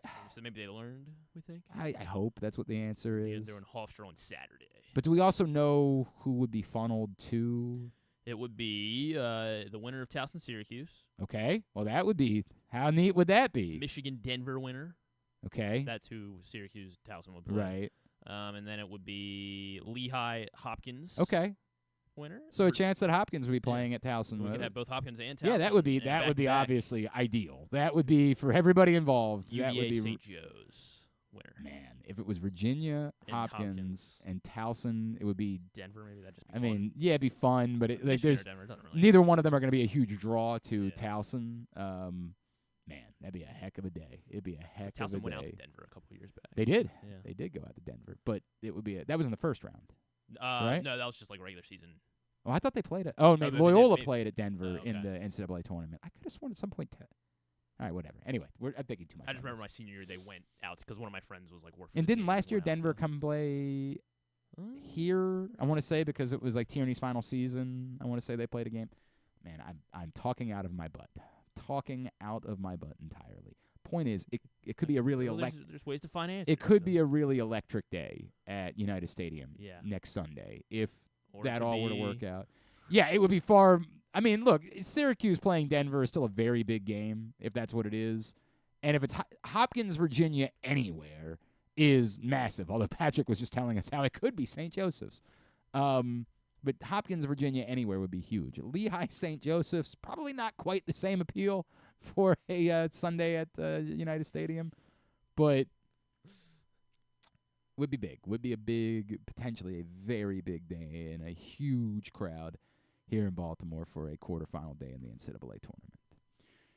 All right, we're going to preview Orioles-Nationals here in just a second. Today's show also brought to you by Sports and Social inside Live Casino and Hotel Maryland, the absolute best place to watch games. Every event more exciting when you're at Sports and Social. The playoffs right now, baseball every night. There's nowhere better to watch all of it than inside Live Casino and Hotel at Sports and Social with the great food, the giant media wall, the reclining blue chairs, and you're just steps away from the FanDuel Sportsbook there at Live Casino and Hotel Maryland. Make your reservation for all the big events, and, of course, you can always watch all the UFC pay-per-views, the Mike Tyson, Jake Paul thing. You can watch that there this summer. Make your reservations right now. You can reserve a table by going to their website. If you want to reserve reclining chairs, you got to go in person to the FanDuel Sportsbook there at Live Casino and Hotel in order to get that taken care of. But it's always the best place to watch all of the postseason action and all of the big events. All right, we continue along here on a Tuesday edition of GCR. And I'm sorry, I'm trying to respond to something that Brian Powell just sent me. They're sending Maryland and Duke to Hofstra, accuse Denver to Towson. I mean, the truth is, Maryland and Duke both have fan bases in New York and New Jersey, so I'm not saying I get it. Like, I would agree that it's interesting. Like, you could have created a much better one. I'm not certain that Maryland's going to be there. Like, let me start with that. I don't feel great about the likelihood that Maryland's going to be there. Now, I get it. It's a heck of a further trip for Duke than it would be to come to Towson.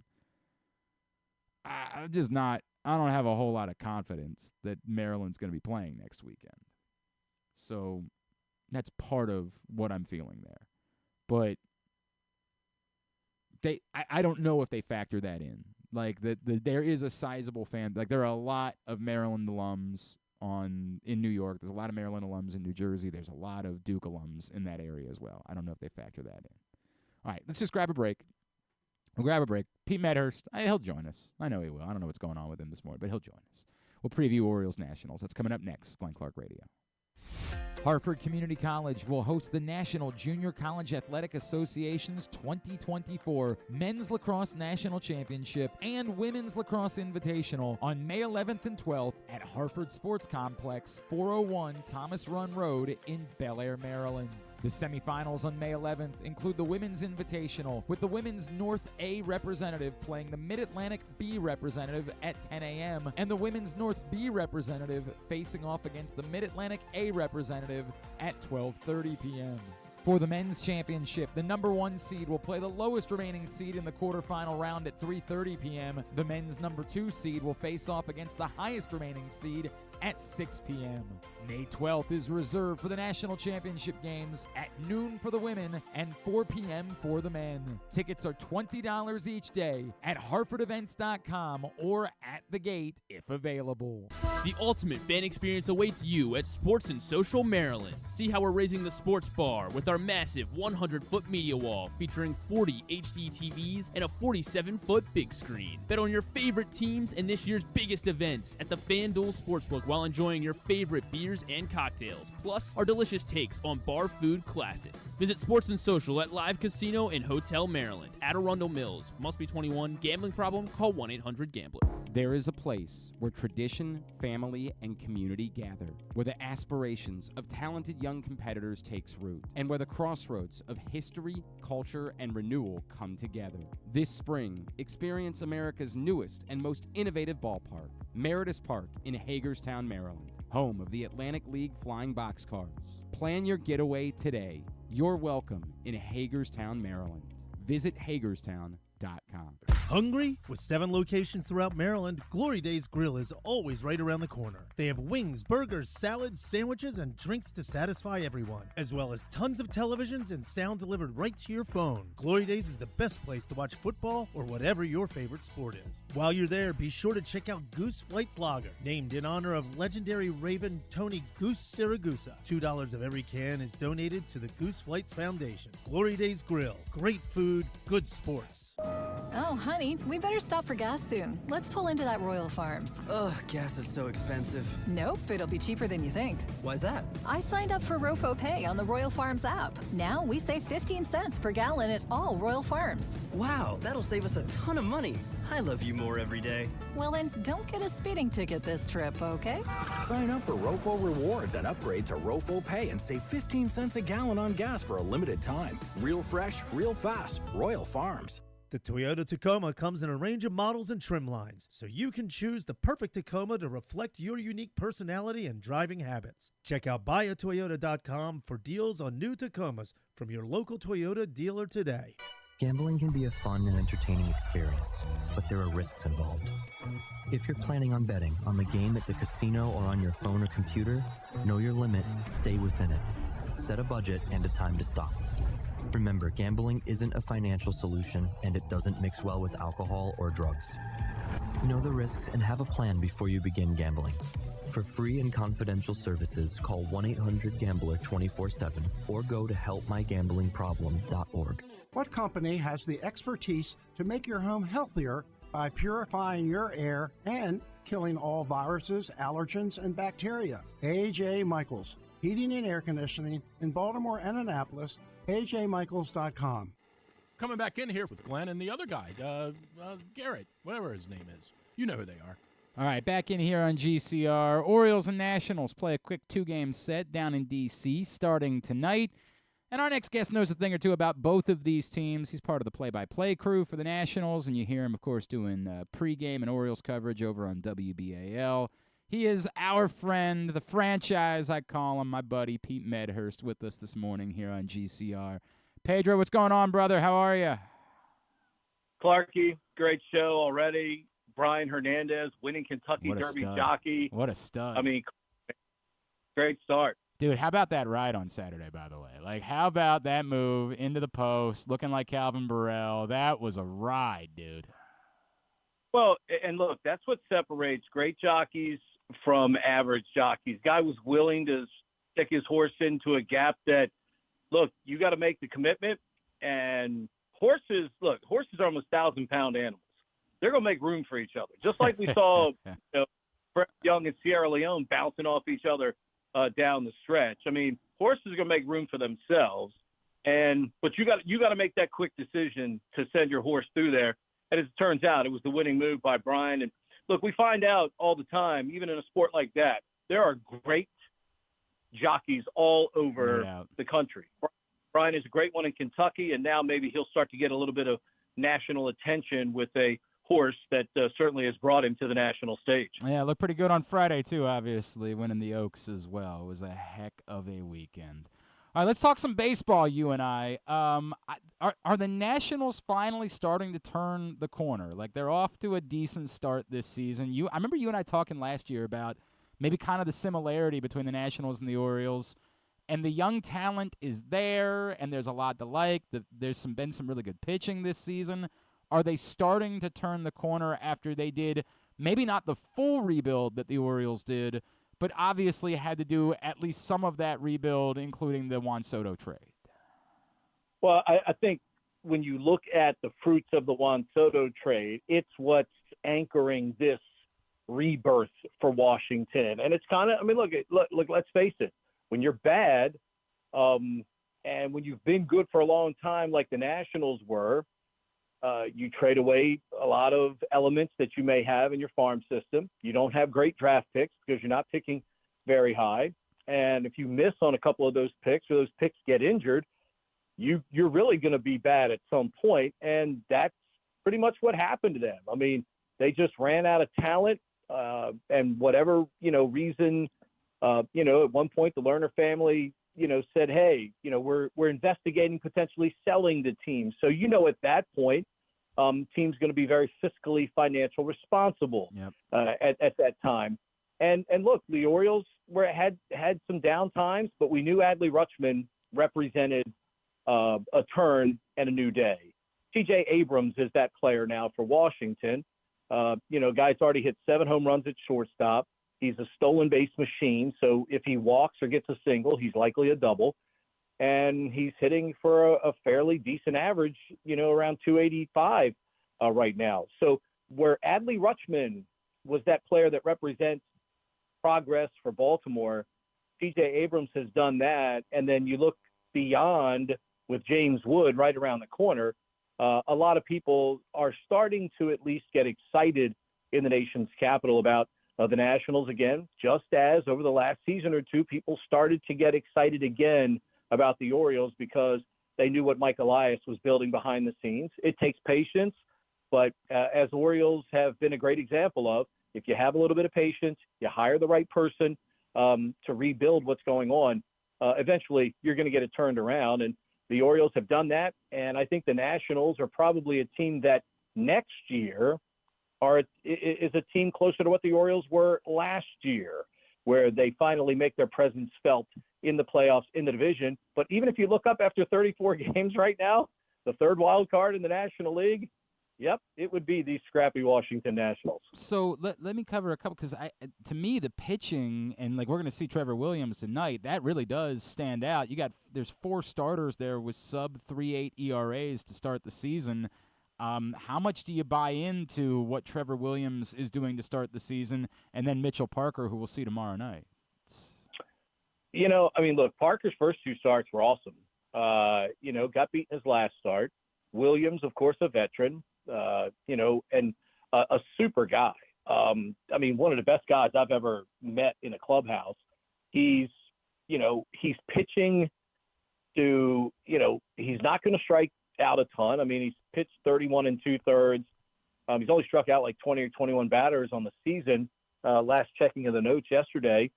But he's making good pitches, outer third, inner third, that are, forcing some suspect swings. It keeps ball in play. I don't want to jinx him, but, Glenn, he hasn't given up a home run all year. Wow. And if Trevor Williams is keeping the ball in the ballpark, that's super for him. That's one of the reasons why the ERA is 2.27, because he's keeping the ball in the ballpark. And, look, he's been somewhat of a surprise stopper for them as this season has gone along. In that rotation, and lo and behold, you end up against a guy like Corbin Burns tonight, which requires you and your team to be elite. You have to be elite against Corbin Burns. You have to be excellent against Corbin Burns, and this is another test for this young Washington core to see if they can do that, despite some key injuries to people that they don't even have on the team right now, like Lane Thomas, who's been terrific in right field for them the last couple of seasons. They're playing without him and his power right now behind C.J. Abrams in that lineup. So we'll see. I don't know how they've held it together. The bullpen has been great. Dylan Floro's been fantastic. His ERA is microscopic out of the bullpen. Finnegan had one really subpar outing as a closer, but otherwise he's been fantastic. For them, Hunter Harvey, the former Oriole farmhand, who we all watched at Bowie. I still think Hunter Harvey has late inning stuff. And as a ninth inning guy, Glenn. So, that 8-9 combination with Harvey and then Kyle Finnegan has been really good here for Washington. And quite frankly, in some ways, it might be better than what the Orioles are rolling out in the 8th or 9th inning, at least in terms of consistency right now. Let's talk more about that. Pete Medhurst, of course, Nationals Radio Network, and you hear him doing Orioles stuff over on WBAL. I wanted to get there, and I kind of wanted to use Hunter Harvey to transcend into that conversation, Pete, because I don't think the Orioles – I don't think Mason Miller is legitimate. I don't think that you're going to pay the price that it would require to go get a Mason Miller. And I know that Hunter Harvey wouldn't be the 9th inning answer. Like, you wouldn't look at him and say, hey, that's your guy, that's your closer. But it is an interesting name that if the Nationals can't keep this up and they do fall away a little bit, is a guy that you could rent to fortify the bullpen a little bit. How helpful could a Hunter Harvey be? And what do the Orioles do? Because, dude, I'm at the place where I don't think that Craig Kimbrell is done. I don't think he can't be helpful, but to be the primary closer, the guy that you need to be able to count on as a workhorse, I think we have our answer. He's not that guy. I'm inclined right now to go ahead and let Yennier Cano have another opportunity to try to prove he can be that guy so that you know exactly what it is you need to try to acquire at the deadline.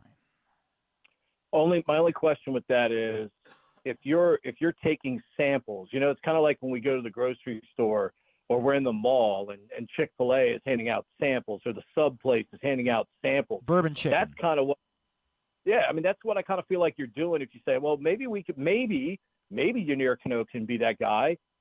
Maybe Kimbrel can still be that guy if every once in a while you can go to Coulomb for a lefty matchup late or Cano a righty matchup late to give Kimbrel a little more time in between appearances or around appearances. But if you're going to win the American League East and you're going to win the American League, is that really the way you want to go about the back end of the bullpen? So that's the question ultimately that Mike Elias and his staff, Brandon Hyde, have to sit in that room together and go, hey, let's have a real, apples to apples conversation here. We're a team that won 100 ball games last year. We're a team that feels like we can be a World Series champion this year. Do we have the World Series like makeup in the latter innings? The great thing about Harvey is you would still have 1 year of control on him if you acquired him. He's arbitration for 25. He's not a free agent until 26. So you're gaining value in Hunter Harvey, and a guy that I think has matured now, Glenn, at 29 years old. Now, certainly he's battled through some injuries. His dad was one of the great closers in the game during his time. So, right now he's a guy that if you wanted another great option, is he a guy that can go get you a save? Of course. Is he a guy because he hasn't, proven it yet during his major league career that he can be a lights out closer for you?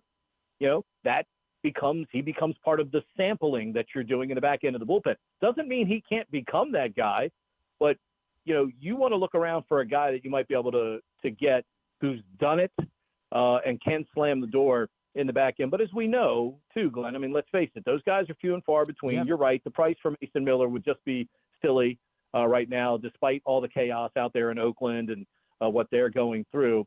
To me, it's not worth it to go that route, because as we see sometimes with those hard throwers, you could pay a very heavy price and that player becomes unavailable. And, how frustrating that can be, on the acquiring end for a team like the Orioles, if that were to happen. That to me is why I'd be inclined to let Cano have the shot first, Pete. And I get it.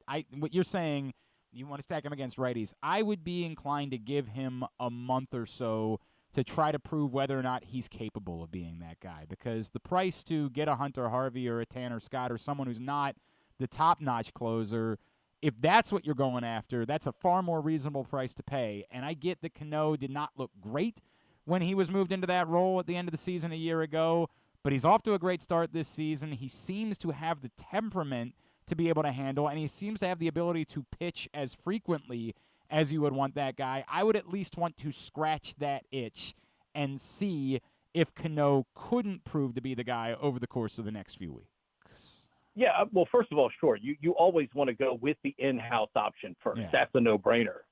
What I like is, the walk totals with him are down. I'm cool with that right now.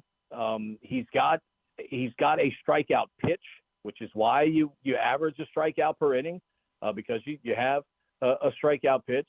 But certainly sampling the in-house option is certainly the optimal way to go. And what I like too, look, let's face it, with the 3-batter rule now, you got to look more heavily on splits against righties and lefties, and his splits against both are the same. So, I'm cool. That's the other part you got to factor in there, is you got to be comfortable with him going up against a tough lefty batter like a Juan Soto in the 9th inning of a ball game, if that's going to be your option in the 9th inning. It's somewhere down the line, because as we saw last week, look, man, I'm sad we don't have 19 of them anymore because of the new schedule. Look, if you wanted to give me 20 games of Orioles-Yankees for 20 straight days, I'd sit in a room somewhere without showering it's electric. Getting chips out of the pantry and coming back and watch more of that. Yeah, I'm all in on that. It was a hell of a week, no doubt. It was a hell of a week of big games, and it felt live, man. To your point, I didn't realize. Yeah, it's Opposing hitters hitting 227 against both lefties and righties this season. Yeah. So I mean, if you're going to be a closer, and ideally, would you like that number down even a little bit more? Sure. Right. Sure. But at least one side is not dominating him right now, even though the on-base percentage against the lefties is a little bit higher. Yeah, a couple more walks. A little bit higher because of the walk. Sure. Yep. Pete Medhurst, so we've covered, I guess now let's go lacrosse, right? And we can get some NASCAR in before I let you go. How many teams of the 17 that are left do you feel like could win the national championship? 6, 7, because there's enough warts with everybody in a one-game situation that could, get you in enough trouble. I did Hopkins and Rutgers, and Russell Melendez came alive in that game. And, I said to Mark Dixon at that time, I'm like, man, if this is the Russell Melendez that comes to the table, they're going to be in business. And you got a nice little jump start over the next couple of weeks. It was some very good lacrosse, probably the best of the Peter Milliman era at Johns Hopkins. But, I mean, when you look at some of the matchups, and clearly, Notre Dame is playing an otherworldly level. And, for all the Kavanaugh talk, how about my guy Ryan Wellner, the former Navy assistant? His defense is playing very good there as well. But, I mean, when you look at the matchups between Georgetown, Penn State, Maryland and Princeton, Denver and Michigan, Syracuse and Towson, Hopkins, Lehigh, and Virginia St. Joe's. St. Joe's might be the most dangerous unseeded team in this thing that people don't know about. I mean, do you look at any of those matchups and go, one team is demonstratively better than the other? And I think that's what's great for our sport right now is these matchups in this tournament, while Syracuse would be favored, Hopkins certainly going to be favored. Will Scudder's done a great job in the first year replacing Kevin Cassis at Lehigh. Richard Checo, their long pole, one of the best in the country, man. He's been kind of hiding in anonymity. He had 8 ground balls, 8 calls, turnovers against Navy last week in the semifinals. But you look at what Towson has done, and, I saw them against Navy, and they blew Navy out of the building that day. Mikey Weissar has been fantastic. Virginia's got Connor Schellenberger, so at any time they can be that team if they want to be. What a great first year. You replaced Bill Tierney in Denver, and the Pioneers coming in as a 5 seed with a new coach. Notre Dame is still the team to beat. I don't think there's any question about that. But when I look at a lot of these other matchups, Glenn, you can make a case for both sides. Georgetown's start against Villanova last week was ridiculous, but you go back to the game before, they almost didn't make it to the Villanova game. No doubt. So, that's I think it's going to be a great tournament. And look, from an entertainment standpoint, that's all you can ask for. All right. So what's going on in your world, Pedro? What's the next couple of weeks look like for you, my friend? Things slow down a little bit. Preakness next week. I think I'm going to be at the Preakness next week. Scott Wyckoff and I think be broadcasting for an hour out there from the Preakness, which will be fine. It was great. Apparently, Scott and I won some kind of an award for our broadcast out there last year. That's awesome. That they're going to give us at the breakfast that they had, Alibi breakfast day at Thursday morning. That's cool. Yeah, man. so that's very cool. Excited about that. Otherwise, I got nothing. I'm just watching my daughter play softball right now as they start the playoffs Thursday against Wild Lake. Life is good. At Pete Medhurst, of course. That's how you follow him. Orioles and be on BAL, national stuff throughout the course of the season. Pedro, always appreciate you, brother. Great to chat with you, dude. Let's talk again real soon, all right, my friend? You got it, pal. Anytime. Appreciate you. Buddy. Pete Medhurst with us here on GCR. So get ready for Orioles National starting tonight. And talking about the Orioles, our next guest, we actually had to catch up a little bit earlier on because of his schedule, but some really compelling content that I saw from him last week on MLB Network that I wanted to follow up on. He is the slugger, former All-Star Carlos Peña, right here on GCR. Well, it's great to chat with our next guest, and it's interesting. Just last week, we were deciding who man of the match should be on Thursday, and I said, I'm going with Ryan Mountcastle, and everybody was mad at me, but I feel fortified and vindicated by my selection based on a segment that this guy did on the MLB Network. He is former big league slugger, MLB Network analyst Carlos Peña, and he's with us right now here on GCR. Carlos, it's Glenn in Baltimore. It's great to chat with you, man. Thank you so much for taking a couple of minutes for us. Thank you. Thank you so much for having me. Truly a pleasure. Carlos, I really appreciate, and I appreciate all your work on MLB Network, but I really appreciated this segment you did about Ryan Mountcastle because I was feeling this last Thursday. The Orioles are playing the Yankees. And the bats hadn't really been hot the first 3 games of the series. They had been shut out the night before. And 2 different times, both with the solo home run early and then a base hit later, it was Ryan Mountcastle that really got them going in that game. And he made a couple of really nice plays at first base to boot. And the point that you're making about how overlooked Ryan Mountcastle is because of all of the other stars on this team, to me, really is significant. He has... since a little dip last year when he was dealing with vertigo, he's been a really critical part of the Orioles' success. Absolutely. And you have to go back a couple of years because before all the young stars were called up, right, there was Mountcastle. And he was hitting tanks, going placata left and right. Actually hit 33 home runs not too long ago before the walls got moved back, which, by the way, I was like, what are they doing? Don't do that. But, of course, that's benefited the Orioles. But I think the dip, right, that small dip in production has a lot to do with those. There were many home runs that he hit when the fences were a little bit closer. And then you see in years after that, a lot of balls that were caught right on the warning track would have been home runs. So it's like he's still making really good contact, driving the ball gap to gap and coming through with some big hits. So I just felt the need to make sure that we understand that Mountcastle is a very critical part of this Orioles lineup, and he is sort of like the glue there, holding things together. I really appreciated the way that you said that, Carlos, and I'll add to it because you point out, look, the wall gets moved back. The Orioles, have this abundance of left-handed hitters, and it helps their pitching. It's a great thing, but it feels like, the adjustment period, it took a second, but it really does feel like he has adjusted to it, and he has been a plenty capable hitter despite the fact that he's not just going to be able to get, easy home runs over the former left field porch. Yeah, and we got to say, right, like there are no easy home runs, right? Sure, that's fair. Thank you. Maybe it was easier, yeah, right? Yeah. Because it was easier because the wall was closer. But at the end of the day, it's like, my goodness, to be able to score a ball and be on time to hit it and drive it to out of the ballpark is an extremely difficult thing. It's the hardest thing to do in all sports. And let's just go look at that game in particular, the one that you're pointing out. He had that home run straight away center field, slightly to right center. It was a pitch that was low and away. And Mountcastle went through that pitch without rolling over his wrist, stayed through the baseball, hit a home run. And now the Orioles got, a lead against the Yankees and kind of setting the tone.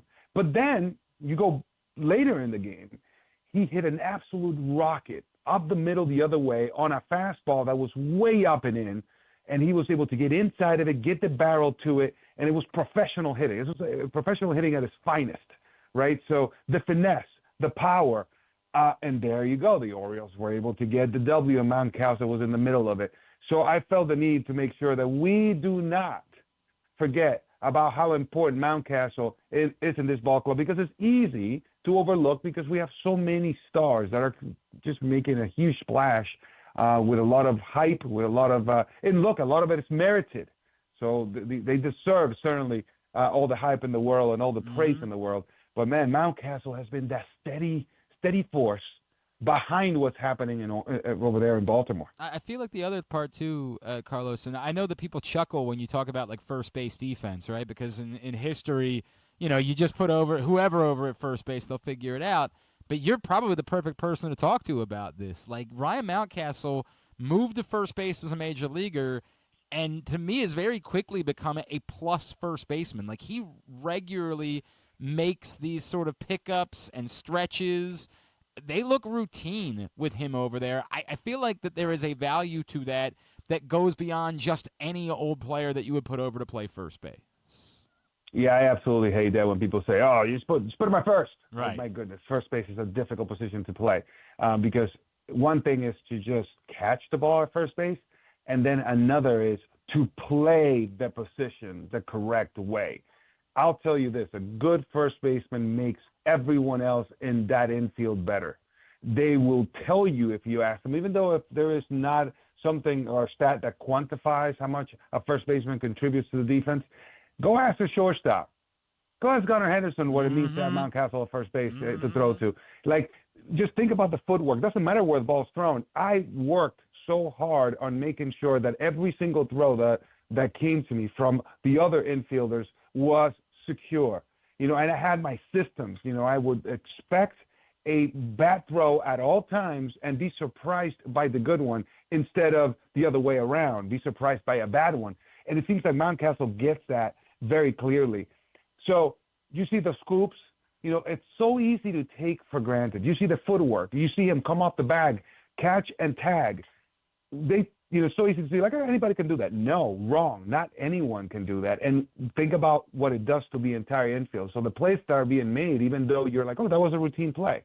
Well, it's a routine play because every single infielder trusts who they're throwing to. Otherwise, they would have to be extremely careful and kind of tentative when they throw the ball to first base. Think about a 162-game season then and how many putouts are happening. Why do infielders feel confident throwing to a first baseman? Because a first baseman gives them assurance.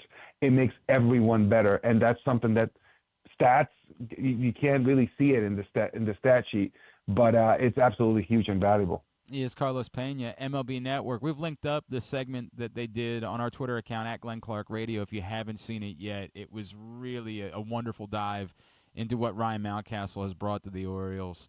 Carlos, if I could, the Orioles, they're obviously off to a great start to the season. They're just coming off a heck of a week in which they went 6-1 against the Yankees and the Reds. Do you look at this group right now and say, as constructed, this team is capable of winning the World Series this year? Absolutely. I mean, they definitely have all the tools necessary to go all the way and win it. We saw an early exit last season where we were like, wow, this is a surprise. Wow, they're playing this good baseball. Everyone was quote unquote surprised when in reality you're like, wait a second, no, these are the talent. This is the talent that we've been talking about for a while, and now this talent is executing between the lines. It's just always kind of like a shock when it actually happens. So that's why people were saying the Orioles are a surprise, but not anymore, right? So now they come into this season. Orioles go out there and they find themselves in this great position, winning 15 out of the last 20, really dominant performance. The pitching has been absolutely just stellar, and the lineup swinging the bats, with a lot of power, leading in home runs, the entire major leagues. I mean, and it's like, wait a second, everyone is contributing. So it's not like, you could argue that there's some guys, having incredible starts like Gunnar and, Rutschman has been swinging the bat extremely well. The pitching has been lights out. But I like the sum of all parts. So that's why I say, we talk about World Series, the sum of all parts needs to add up and give you a good result. It seems like if you go 1 through 9, you're going to get good ABs, solid at-bats, everyone putting together a tough AB. No one is an easy out. Then you see the pitching. You know that they're going to give you, quality starts. You could almost bank on that. So the sum of all parts tells me this is a team that's constructed and very capable of getting to the postseason and most definitely winning a World Series. One of the names you mentioned in there is Adley Rutschman. And, Carlos, we love the fact that people are talking about Gunnar Henderson as being an MVP right now. I'm almost like on a one-man crusade that we need to find a way to have a statistic that measures the value of the fact that on top of what Adley Rutschman is doing offensively, which has been outstanding this season, he's been the one primarily calling the pitches for a pitching staff that has been otherworldly. We don't have a stat for it. There's no way for us to know exactly what the value is. But I feel like Adley Rutschman should be more deserving of being talked about as that MVP type of player because it's a lethal combination what he's doing offensively and how he's handling this pitching staff right now. I mean, I'm so happy to hear you talk about calling pitches. If you know me and if you watch me, you know that I'm a huge a fan of effective velocity, sequencing, tunneling. And you're like, you're a hitter, Carlos. Well, how come you are talking about pitching? As a matter of fact, I would argue that hitters know more about pitching than the pitchers themselves at times, outside of mechanics, because we as hitters understand what makes pitchers difficult to hit. Okay, so one of the best things a pitcher could do is probably speak and talk to one of their teammates who are hitters. It's like, what makes it hard, right? Well, Ashley Rutschman behind the plate, calling pitches and calling very effective strategic sequences. It's what makes these pitchers pitch at the elite level. How many times we've seen guys, this guy throws 100 miles per hour, has a nasty slider, and they get absolutely raked, right? They get hit. You're like, why is this happening? These guys got great stuff. Well, it speaks to the sequencing. Are they sequencing poorly? Are they actually throwing pitches into hitters' bats, which happens a lot? Well, Rutschman has done a great job of maximizing the weapons that his pitching staff has. And no one in general, you just did it, no one in general really point that out. Yeah. It's always like, that slider is nasty. Right. Who cares about the slider in a vacuum? It's how you utilize all of your pieces. It's like the chess. Don't even get me going on this because I'm huge on this. But it's true. It's like if you're playing chess, you have a bunch of pieces on the board, and it doesn't matter that the rook is a great one to have. If you only utilize the rook, you're not going to win in chess. You got to mix in the knight. The pawns have to move correctly. The bishop has to move correctly to set up everything else. It's the same thing with pitching. It seems like Rutschman is a master player, chess player, and that's what he does. He gets the best out of his pitchers, and it's absolutely awesome to watch, and I think he can only get better. We definitely need to come up with some sort of stat that quantifies the contribution of the game calling behind the plate. It's going to, you and I, man, we're going to go to war. By the way, I could listen to you talk about this for a long time because it's fascinating, but you and I are going to put our heads down and we're going to figure out a way for everybody to understand the value of what it is that Adley Rutschman's doing working with these pitchers right now because it's insane. Carlos, before I let you go. We're going on a campaign. We're going on a campaign about this. We just got to come up with a clever catchphrase. We'll find a campaign manager, and then we are going to take the world by storm so that we can get these guys the recognition they deserve. Before I let you go, Carlos, and I really appreciate the time, man, the one area that I think there might be a little bit of concern, and I searched through, I guess maybe the one guy that you were never teammates with during your career was Craig Kimbrell. I think Craig can be effective, and we've seen him be really effective, right? On Friday night against the Reds, he was dominant, struck out the side in the ninth. But the usage, and it just feels like maybe we're at a place in his career where what it might require to be a high-end closer for a World Series winner, that might be a lot to ask of him to go out there that frequently during the course of a season. Are you a little at all concerned about the back end of the Orioles bullpen? Do you feel like that's something that they're going to need to look to address coming up here in July? Yes, that's definitely – there's a concern there. But at the same time, I feel that the O's could have the ability to put out fires, right? So instead of thinking about perhaps having a role of a closer, I think it's always best to have a mentality that if you're in the bullpen, you need to be ready to go out and be a fireman. Just be firemen. When do you need me? There's a fire here. There's a high leverage situation, so I need you to come out and put it out. Now, the thing with Kimbrell is that if you were to look at that combination of breaking pitch and the elevated four-seamer, it's absolutely deadly. But he needs to be able to execute it, and he needs to be able to sequence those correctly. That's what we're talking about, Rutschman behind the plate calling the right pitches. But Rutschman can call the right pitches, and then you have Kimbrell not execute them. That can happen. And that's when we get into the mechanics. And that's when now I have to step back and say, how do you fix the mechanics so that you can actually throw it where you want to throw it? That's my concern. It's like, can he throw it where he wants to throw it first? And then if you're going to trust Rutschman to make the right call and put down the right fingers as to what pitch to throw, well, we don't put fingers anymore.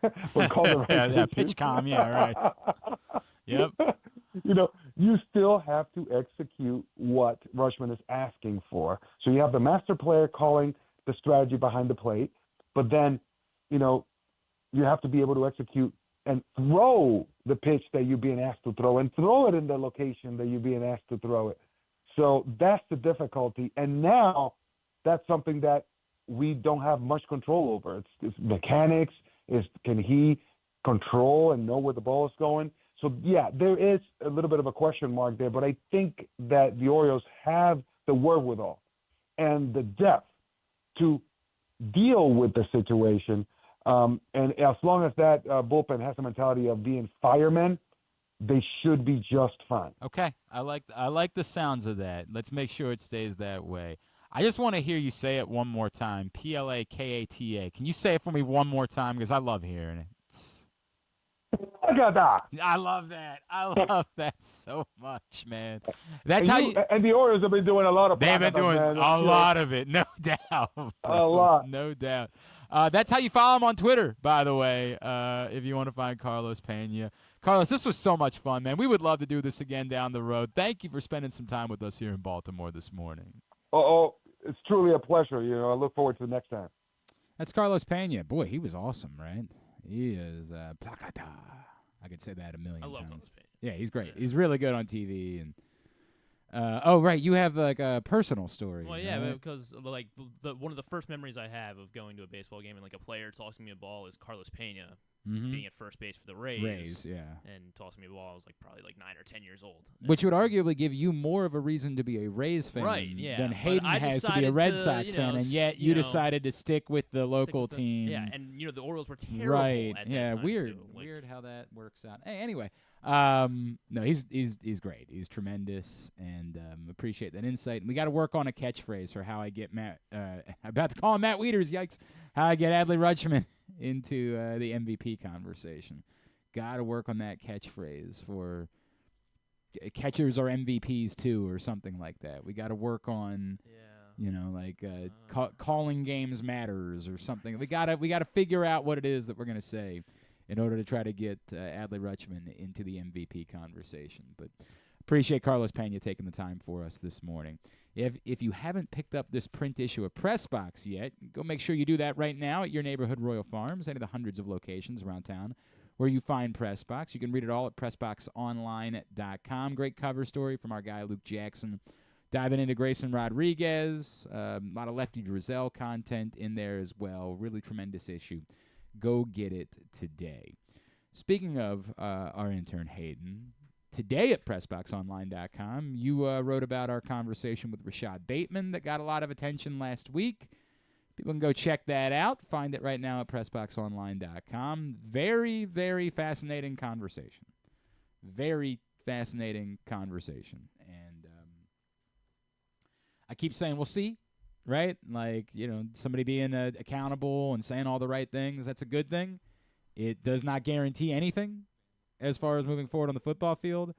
I know Steve Smith's been doing like an online campaign about how Tez Walker's going to take some guys' jobs this season. I guess it's better than... truth be told, obviously, I don't care who's, if you can find production from Tez Walker, find production from Tez Walker. You know what I mean?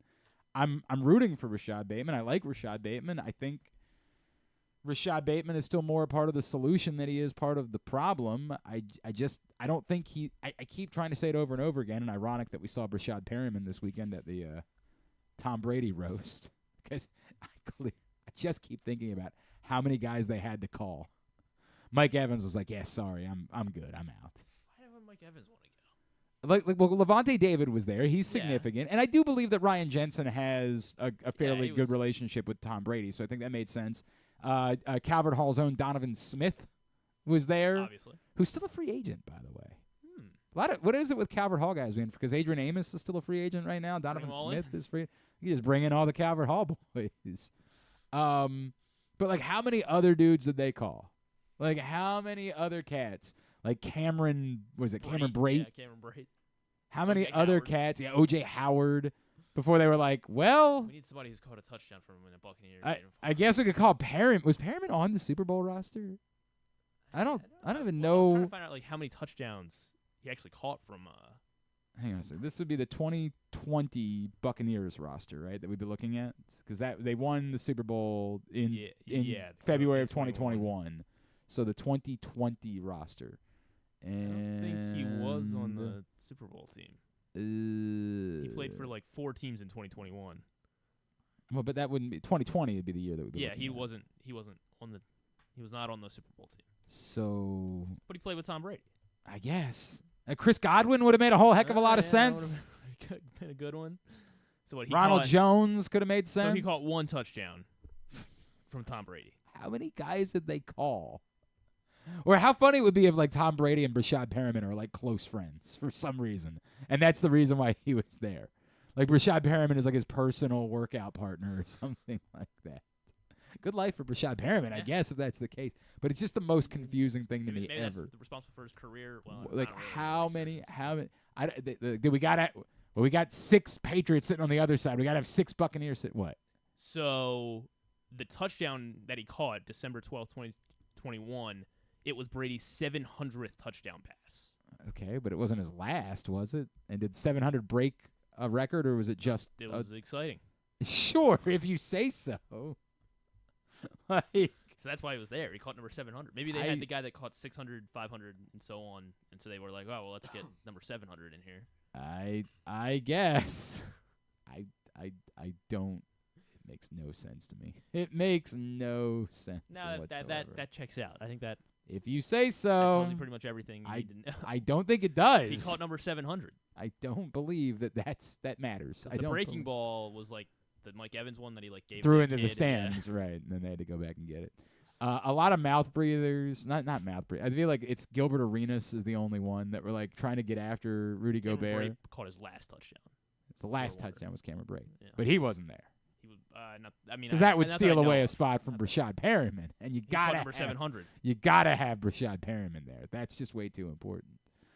I keep saying it. I don't believe that Rashad Bateman is Brashad Perriman. Brashad Perriman didn't do his job. I think Rashad Bateman has done his job. Was Josh Gordon there? Josh Gordon caught number 500. I don't remember Josh Gordon being a Buccaneer. He was a Patriot. Oh, he was a Patriot. Yeah. Okay. Well, yeah, they had enough Patriots. They had plenty of Patriots. Well, I'm trying to find out. They needed more Buccaneers to sit on the other side and not talk and not be a part of this. That was one of the funnier, like unintentionally funny parts about the night. Is like all of the Patriots, like somebody would walk up and would point at like Matt Light and Rodney Harris. Rodney Harrison, who's it's a prominent football analyst and a prominent player, was an afterthought at this thing, and yet was still about 10 times more important than anyone on the other side of the stage. They had a row of Buccaneers teammates because I guess they like felt like they had to, and like no one involved ever looked over and said anything about those guys. At one point, Kevin Hart was trying to do a bit about how many black dudes were on the stage, and clearly had no. He's like pointing. He's like Rodney Harrison and Randy Moss, and then he looks over to the left and he's like, I don't know who any of them are. I have no clue who Donovan Smith is. Brashad Perriman. It was just the weirdest bit. This is why we don't respect Kevin Hart because he doesn't know who the great Brashad Perriman is. Yeah, I think we're gonna be. I think we're gonna be okay about. Think he knows who Adrian Amos is?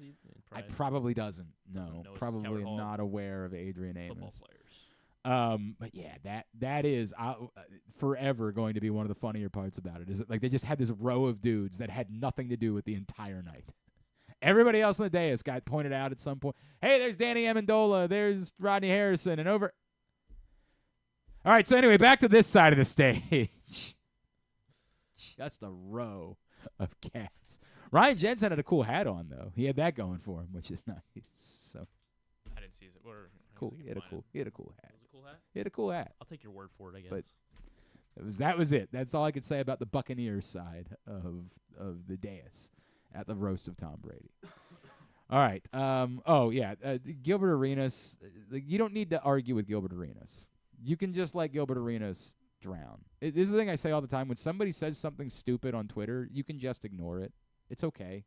You don't need to dunk on it. It gives it more attention. Gilbert Arenas, I guess, said something about Rudy Gobert should have been at Game 2 and not at his kid's birth. You can just let that person be stupid. Just let it die. Say nothing. You don't need to debate it. You don't need to argue it. It is as dumb gets. It was a cool hat. It was. I told you. It was a cool hat for Ryan Jensen, which is way more important than what Gilbert Arenas thinks about Rudy Gobert. Way more important. I mean, look, by the way, if Rudy Gobert decided to be there, that's his that's the way this works. My buddy Ed Dixon was on the Ravens Super Bowl team, of course, as starting tight end. His rookie season, his NFL debut, was that Monday night game against the Jets. And the same night, his first son was born. And, like, he had so much fear about, well, what if I'm not there for my debut? What if I end up behind the 8 ball? What if, guys jump ahead of me, as ultimately, Dennis Pitta did, right? That he didn't want to miss it. And it was that important. And so, he was like, I'll get back the next morning. I'll spend time with them when his son Trey was born. But I understood that. That's his it's your – whatever you decide to do, that's the correct decision. No one else gets to have an opinion about what you do when you have a child being born. No one. No one else. This is one of those things that we as a society should be capable of understanding. You don't get to have an opinion about that topic. If you have it, say it to the wall. It is irrelevant what you think about what someone else does in those circumstances. Period. End of sentence. Whatever they do is the right thing to do. That's between them, their partner. That's it. List of people that matter in those circumstances. Rudy Gobert wanted to be there for the birth of his kid. Good for Rudy Gobert. Good for him. All right. You don't have to fight with Gilbert Arenas. I feel like we covered everything we needed to cover today, right? I think that's all. That's all I got. Tidbit. I think so. Brought to you today by Atman's Deli in Harbor Point. Everything you love about Atman's Deli, a Baltimore institution. Plus now, on top of all of the delicious corned beef and deli sandwiches and soups and desserts and the hot dogs with the bologna, on top of all of that, they also have a full bar at this Atman's in a very cool neighborhood in Harbor Point. It's worth stopping by on your way to a game or anything else you're doing going into the city. Harbor Point, Atman's Deli, atmansdeli.com is the website to find out their daily specials. There's one more Jalen Brunson stat going around. This one's from Hembo on Twitter. So they're averaging 40 points per game over a 5-game span in a single postseason. There are 10 players that have done this. We've named all but one of them, like throughout, just like while we were guessing all of these. We've named 9 of the guys that would be on this list. There's one guy that has not come up during the show. Nobody guessed. That nobody guessed. 40 points over a 5-game playoff span. Durant. Kevin Durant is correct. Okay, Yeah, look at that. Well Look at that. Well done. We got it. And then Jalen Brunson, LeBron James, Allen Iverson, Jordan, Bernard King, of course, obviously. That's the quickest tidbit in the history of tidbits. No, I have a good one. Damn I it. have a good one. What do you mean, damn it? It's a really good one. Thought I nailed it. So the Orioles, of course, are on a streak now of 7 straight games that they've held opponents to 2 runs or fewer, which is their longest such streak in a single season since they did 8 Say that one more time. 7 straight games. Without? 2 runs or fewer. Okay, Allowing 2 runs or fewer. Got it. Longest streak in franchise history since 1980 when they did 8 straight. So they will be trying to extend that tonight. We'll see. Why weren't the 1980 Orioles better? Confused by that. They were really good in this stretch. How many of the pitchers, the starters, can you name from that? 1980. There's only 4 starters that started these 8 games. That's interesting. Mm-hmm. Boddicker. No, not Mike Boddicker. Not Mike Boddicker. Scott McGregor. Scott McGregor, yes. Scott McGregor threw 2 complete games in this stretch. It would still be Palmer in 80, Jim right? Palmer. He went 6 innings, allowed 2 runs, and then he also went 7 2/3, allowing 2 runs against the Yankees and the Twins. Dennis Martinez. Dennis Martinez not. Really? No. The streak ended on August 10th of 1980, and then he started the next game and threw a complete game, allowing 1 run. He did make a relief appearance in one of these games. It's interesting. Dennis Martinez. Thanks for all your help, Hayden, by the way. I'm just over here drowning. Maybe if you were an Orioles fan, you would actually be able to help. Past my time, anyway. But or before my time. I'm aware of that. It's actually technically before my time, too. I was born in 83. So I've got Palmer. You've got Palmer and Scotty. Scotty McGregor. Looking for. It's not Boddicker. It's not. I don't think it's Storm Davis. I think he was I don't think it was Storm Davis. It's not Storm Davis. Flanagan. Mike Flanagan did start 2 games, a complete game win against the Twins, and went 8 innings against the White Sox. Sorry. Because I'm just basically trying to work off the 1979 and 83. Like, that's what I'm working with. There's one more starter, and I guess he was not on the. Yeah, I don't think he was on the 83 team. Was he on the 79 team? I can tell you in a second. 79. Oh, Steve Stone was on the Stone. 79. Yeah. Steve Stone is correct. Steve Stone went 7 innings against the White Sox, and then Dennis Martinez came in to close out that If there had somehow been a starter they just acquired for like 80, 81, and 82, I would have never gotten them. They only used 3 relievers in this whole span. It's a different world, bro. It was a different world. Can you name any? Can you name? Well, I gave you Dennis Martinez. Tippy Martinez. Tippy Martinez. 1 appearance in this. Don Ossie. No, not Don Ossie. They used the other reliever they used 3 times. The other reliever they used 3 times. Stanhouse? No. The other reliever was their closer. I thought the other reliever was the closer in 1980. I don't really have many hints I can give you. I'm not really sure. Sammy Stewart? No, not Sammy Stewart. He was with the Orioles from 78 to 83. He was on the 83 team. Wow. On the 83 team. Oh, Stoddard. Yes. Tim Stoddard. Tim Stoddard made 3 appearances during this stretch. There were only 5 total relief appearances. Stoddard had 3 of them. Hey, Hayden, you nailed that, man. Way to go. Way to go, bro. Thank you. Couldn't have done it without you. Thank you very much. They lost it on August 10th. So they went August 1st through 9. They went 8 straight. And then August 10th, Flanagan would finally let up 4 runs, only 2 of which were earned. But they would let up 4 runs to the Yankees. What a pathetic loser. What a pathetic. I shouldn't say that about the late Mike Flanagan. Damn it. I set you up for it, I guess. Yeah, way to go. Thanks a lot, Griffin. They still beat the Yankees, and Tommy John was pitching for the Yankees. Now, whatever happened to him? Yeah. Whatever. He held up, right? I mean. He's a hell of a pitcher, by the way. That's the thing that, young people that only know Tommy John as the surgery, Tommy John was a damn good pitcher, man. A really, really good pitcher.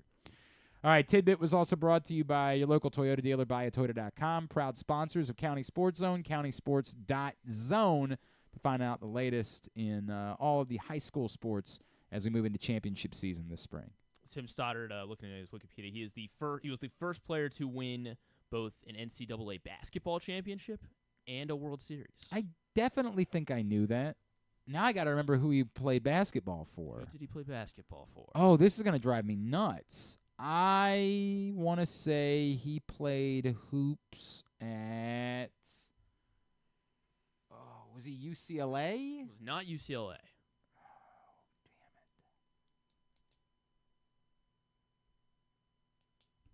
It's going to drive me nuts.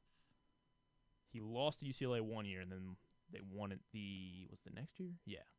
They would win it the next year, beating UCLA. It wasn't Notre Dame. They won it the next year, beating UCLA. Oh, he was NC State with David Thompson, right? Yes, yeah. NC State. Yep. NC State. Yep. Tim Stoddard. All right. Very good. Very good. Now it's time to get tubular. There is a place where tradition, family, and community gather, where the aspirations of talented young competitors takes root, and where the crossroads of history, culture, and renewal come together. This spring, experience America's newest and most innovative ballpark, Meritus Park in Hagerstown, Maryland, home of the Atlantic League Flying Boxcars. Plan your getaway today. You're welcome in Hagerstown, Maryland. That was for Hayden, actually. We wanted to get that in there today. All right, very good. Here's what's coming up totally tubular tonight. As we mentioned, Orioles-Nationals, the start of this stupid 2-game series. Corbin Burns, Trevor Williams, the pitching matchup, 6:45. Orioles broadcast on MASN to Nationals broadcast on MASN. Playoffs tonight. TNT and True TV. Cavs-Celtics game 1 at 7. Mavs-Thunder game 1 at 9:30. ESPN. Hurricanes-Rangers game 2 at 7. Avalanche-Stars game 2 at 9:30. The PLL draft. Did you do your mock draft for the PLL tonight? If Pat Cavanaugh lands with the Whips, man. So I'm gonna be. I was seeing Inside Lacrosse's mock draft had the Whips passing on Pat Cavanaugh and taking Ajax Zapatello from the University of Maryland. I mean, you instead probably of the can't third go overall wrong. pick. You probably can't go It's funny wrong because with somebody Zapatello, else's mock but- draft, I want to say USA Lacrosse's mock draft, actually didn't have Brennan O'Neill going number 1. They had Schellenberger number 1 and Brennan O'Neill number 2. I can't imagine somebody passing on Brennan. Who has the number 1 pick? The Outlaws. Denver Outlaws. In what world are you passing on Brennan O'Neill? Mike, just look at him. Look at him. Gosh, I want Pat. I might come in with a Pat Cavanaugh jersey, Whipsnakes jersey tomorrow. Might be disappointed. They got a lot of offense. The Whips. They do. Why not add more? Zappatello. Rambo. Zappatello would be a nice choice. Zed Williams. We'll see. That's tonight at 7 o'clock. Maybe you're right. Maybe they should go more balanced. But I mean, I get it. If you're Pat scoring Cavanaugh's 25 goals a game. By the way, that inside, I got to pull it up. I want to say they had Cavanaugh falling to like the 6th pick. I think I'm looking at I'm looking at the same inside lacrosse. It was crazy. Yeah, I'm like, how in the world is he still there? Yeah. I mean, if teams are drafting for need, right? Based, yeah. But and you don't do like trades the way that you do in other. I'm not saying that. I think you but can, yes, but I don't think typically that's the way it works. Kevin Brown from Inside Lacrosse has O'Neill 1, Schellenberger 2, Zappatello 3. Oh, wow, he's got Liam. Shane Knobloch from Rutgers going 4, Jake Paceno from Albany 5, and then Pat Cavanaugh 6. He's got Liam is it Entenmann? Entenmann, yeah, from Notre Dame. He's falling all the way to round 2. That would be a great get for the Outlaws if he does fall to round 2. That would be. I don't know who the goalie needy teams are, but the Whips don't have a second-round pick. Oh, they don't. Who'd they swap their second-round pick for? They traded. Oh, that's how they got Jackson Morrill. So I guess that kind of maybe that does lean more towards we're not going to go attack. Might be a defensive pick. Guess we'll find out at 7 7 o'clock tonight on ESPNU. Griffin. Oh, you're not working the radio show. Yeah. Right. I'll come in tomorrow trying to talk about the Orioles game, and Griffin's going to be like, I don't know. I have no idea. Can't help. Sorry. I do believe. I assume Corbin Burst did good. I do believe we're going to have Coach Stagnita join us on Thursday to talk about what the Whips do in the draft. I do believe that's the case. All right. Hopefully he takes cap. I was going to do that tomorrow, but then I realized Drew would just sit here like, so lacrosse, huh? How about that? Anyway, that we'll look forward to that. Also tonight, baseball. I got so excited about talking about the PLL draft. MLB Network Rangers. Why are the Rangers and Athletics playing at 3:30 today? I have no idea. Why are they doing it? Is it a doubleheader? It's got to be like a where is it? Oakland? It's in Oakland. I don't understand that at all. Why is it a 2-game? They doing a stupid 2-game series that ended? Yes, that ends today. Is dumb. Scheduling is dumb. But whatever. It gives you afternoon baseball, I guess. Marlins Dodgers tonight at 10 on MLB Network. Astros Yankees at 7 on TBS. Champions League semifinal, Paris Saint-Germain and Borussia Dortmund. Leg 1 today at 3 o'clock on Paramount Plus. It's not on CBS. It's just on Paramount Plus. I guess it's just on Paramount Plus today. And USA for WWE NXT tonight at 8. Non-sports. Once again, not a whole lot, but of course Vanderpump Rules on Bravo. Of course. A new episode of The Veil on Hulu with Josh Charles. You tell Hayden like he doesn't know. Like he doesn't know Vanderpump Rules is on tonight. Josh Charles will also be on Fallon tonight. They're close friends. They are really? Yeah, it's actually it's uncomfortable for me because I don't care for Fallon, right? It might be the nicest guy in the world, right? But it's uncomfortable for me whenever I start like taking a shot at Fallon for not being funny. Then I'm like, oh, that's Josh's friend. I gotta be nicer. I gotta try to ease up on all that. How many people we think are in attendance at the A's game today? They play 12:30. Well, they're good. It's got to be like it's got to be like a field trip day, right? Like it's got to be. That's a great point. It's got to be a field trip day. So yeah, that'll probably be like 10,000 then, because 5,000 every single school in the correct 5,000 kids that were. I mean, Little League Day here in Baltimore was quite. It's not Little League Day field trip. They do still a field trip day, the Orioles, right? Because it's like. I'm pretty sure they do. At least I still think they always have. Previously, I assume they still do that. Anything else? No, that's not it. The Mirandas, Louise and Lin-Manuel Miranda will both. Who's be on Louise? I don't even know who Louise is. I guess he's Lin-Manuel's brother. But what does he do? He's his brother. When they're related. Well, when you're watching Josh Charles and Fallon Night, you'll find out. I guess what Ariel Miranda, of course, is also his cousin. Jose Miranda, or who's the Miranda in Minnesota? Jose. That's Jose. Yeah. Who's Ariel Miranda? Why did I make that up? Is there an Ariel Miranda? Sounds like is that somebody I know? Person.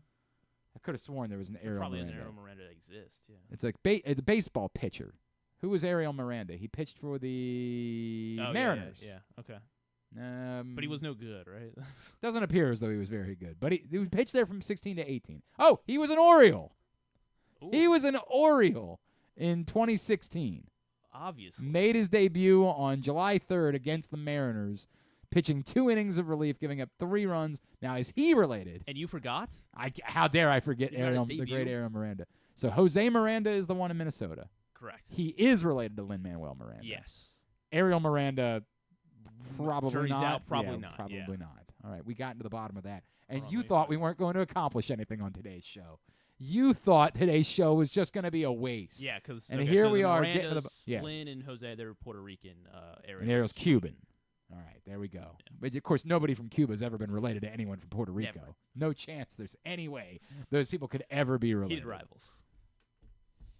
Got to the bottom of this. Juliet thing. Yeah, Capulet. You're right. You're right. Never will these house cross. They will not be. That will not be the case. All right, are we good? Anything else? I think Excellent. Hayden, remind everybody how they can follow you on social media. Yeah, you can give me a follow on Twitter, Hayden Sweeney _. And, of course, you can check out his write-up of our conversation with Rashad Bateman today at PressBoxOnline.com. Thanks today to Pete Medhurst. Thanks to Carlos Peña, to Wes Brown, Patrick Stevens, and Brian Hernandez Jr. We'll get all of it up in the greatest hits section of the Oh, my God, it's so good. tab at GlennClarkRadio.com. And tomorrow, Drew Forrest. It's true. He'll be here. Sucks all the life right out of the room.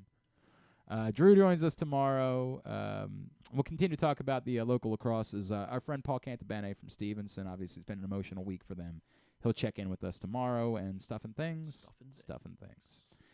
Thanks to everybody at PressBox, all of our great sponsors and partners, including the Maryland Jockey Club, Live Casino and Hotel, Atman's Deli, A.J. Michaels, Guilford Hall Brewery, Royal Farms, the Ed Block Courage Awards. Visit Hagerstown in Washington County, helpmygamblingproblem.org, Costas Inn, MSAA, Hartford Community College, Glory Days Grill, the Baltimore Orioles, your local Toyota dealer, and buyatoyota.com. Thanks to Griffin at Griffin_Bass. Follow us, Twitter, Instagram, and TikTok at Glenn Clark Radio. Have a great Tuesday evening. Go Birds. Duke sucks.